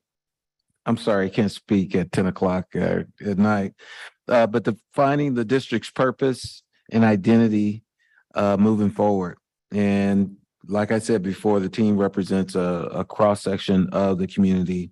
And so that will be the voice of our strategic plan. You know, last week I attended the California Association of African American Superintendents and Administrators, CASA conference in Orange County. And I've attended this conference in the past pretty commonly, except for during the pandemic. Found it extremely inspirational. Every time we go, we hear some really awesome speakers, and they have some really wonderful workshops. Catherine Yamora, the Assistant Secretary of the Office of Civil Rights, was one of the speakers and really discussed education as the #1 priority and how it is a civil rights issue in regards to educating our students and our children. Not only that, but reminding us that we also, as board members, as administrators, as teachers, as community members, we have to protect each child's civil right for an education. And it was very powerful how she spoke of instances when that didn't occur in the school system in California. Also attended a leading for student success by Dr. Adam Clark, superintendent of Mount Diablo. A lot of the time he talks a lot about student leading for student success through the collaboration that we have together, how we work together as partners, educational partners. And a lot of time we allow past hurts to get in the way of working towards success of our students within the system. He put a slide on about this whole idea of healing. And, you know, I've talked to many people about how we can't allow the past to dictate our future and how we work in the future. And it just reminded me of that. And many times the past is brought up regarding what happened in the district, and it comes from hurt feelings that need to be healed. So this slide, it was a Native American a proverb that said, healing doesn't mean the damage never existed. It means the damage no longer controls our lives. So as we begin this journey forward through our unified purpose, a new identity, through our strategic thinking, let us know that healing needs to take place, because if it doesn't, it will control our destiny, what we want to do. And so we need to acknowledge the hurts, the past hurts, but we don't want it to control our lives. We don't want to be a leaf. We want to be a tree. That's all I have.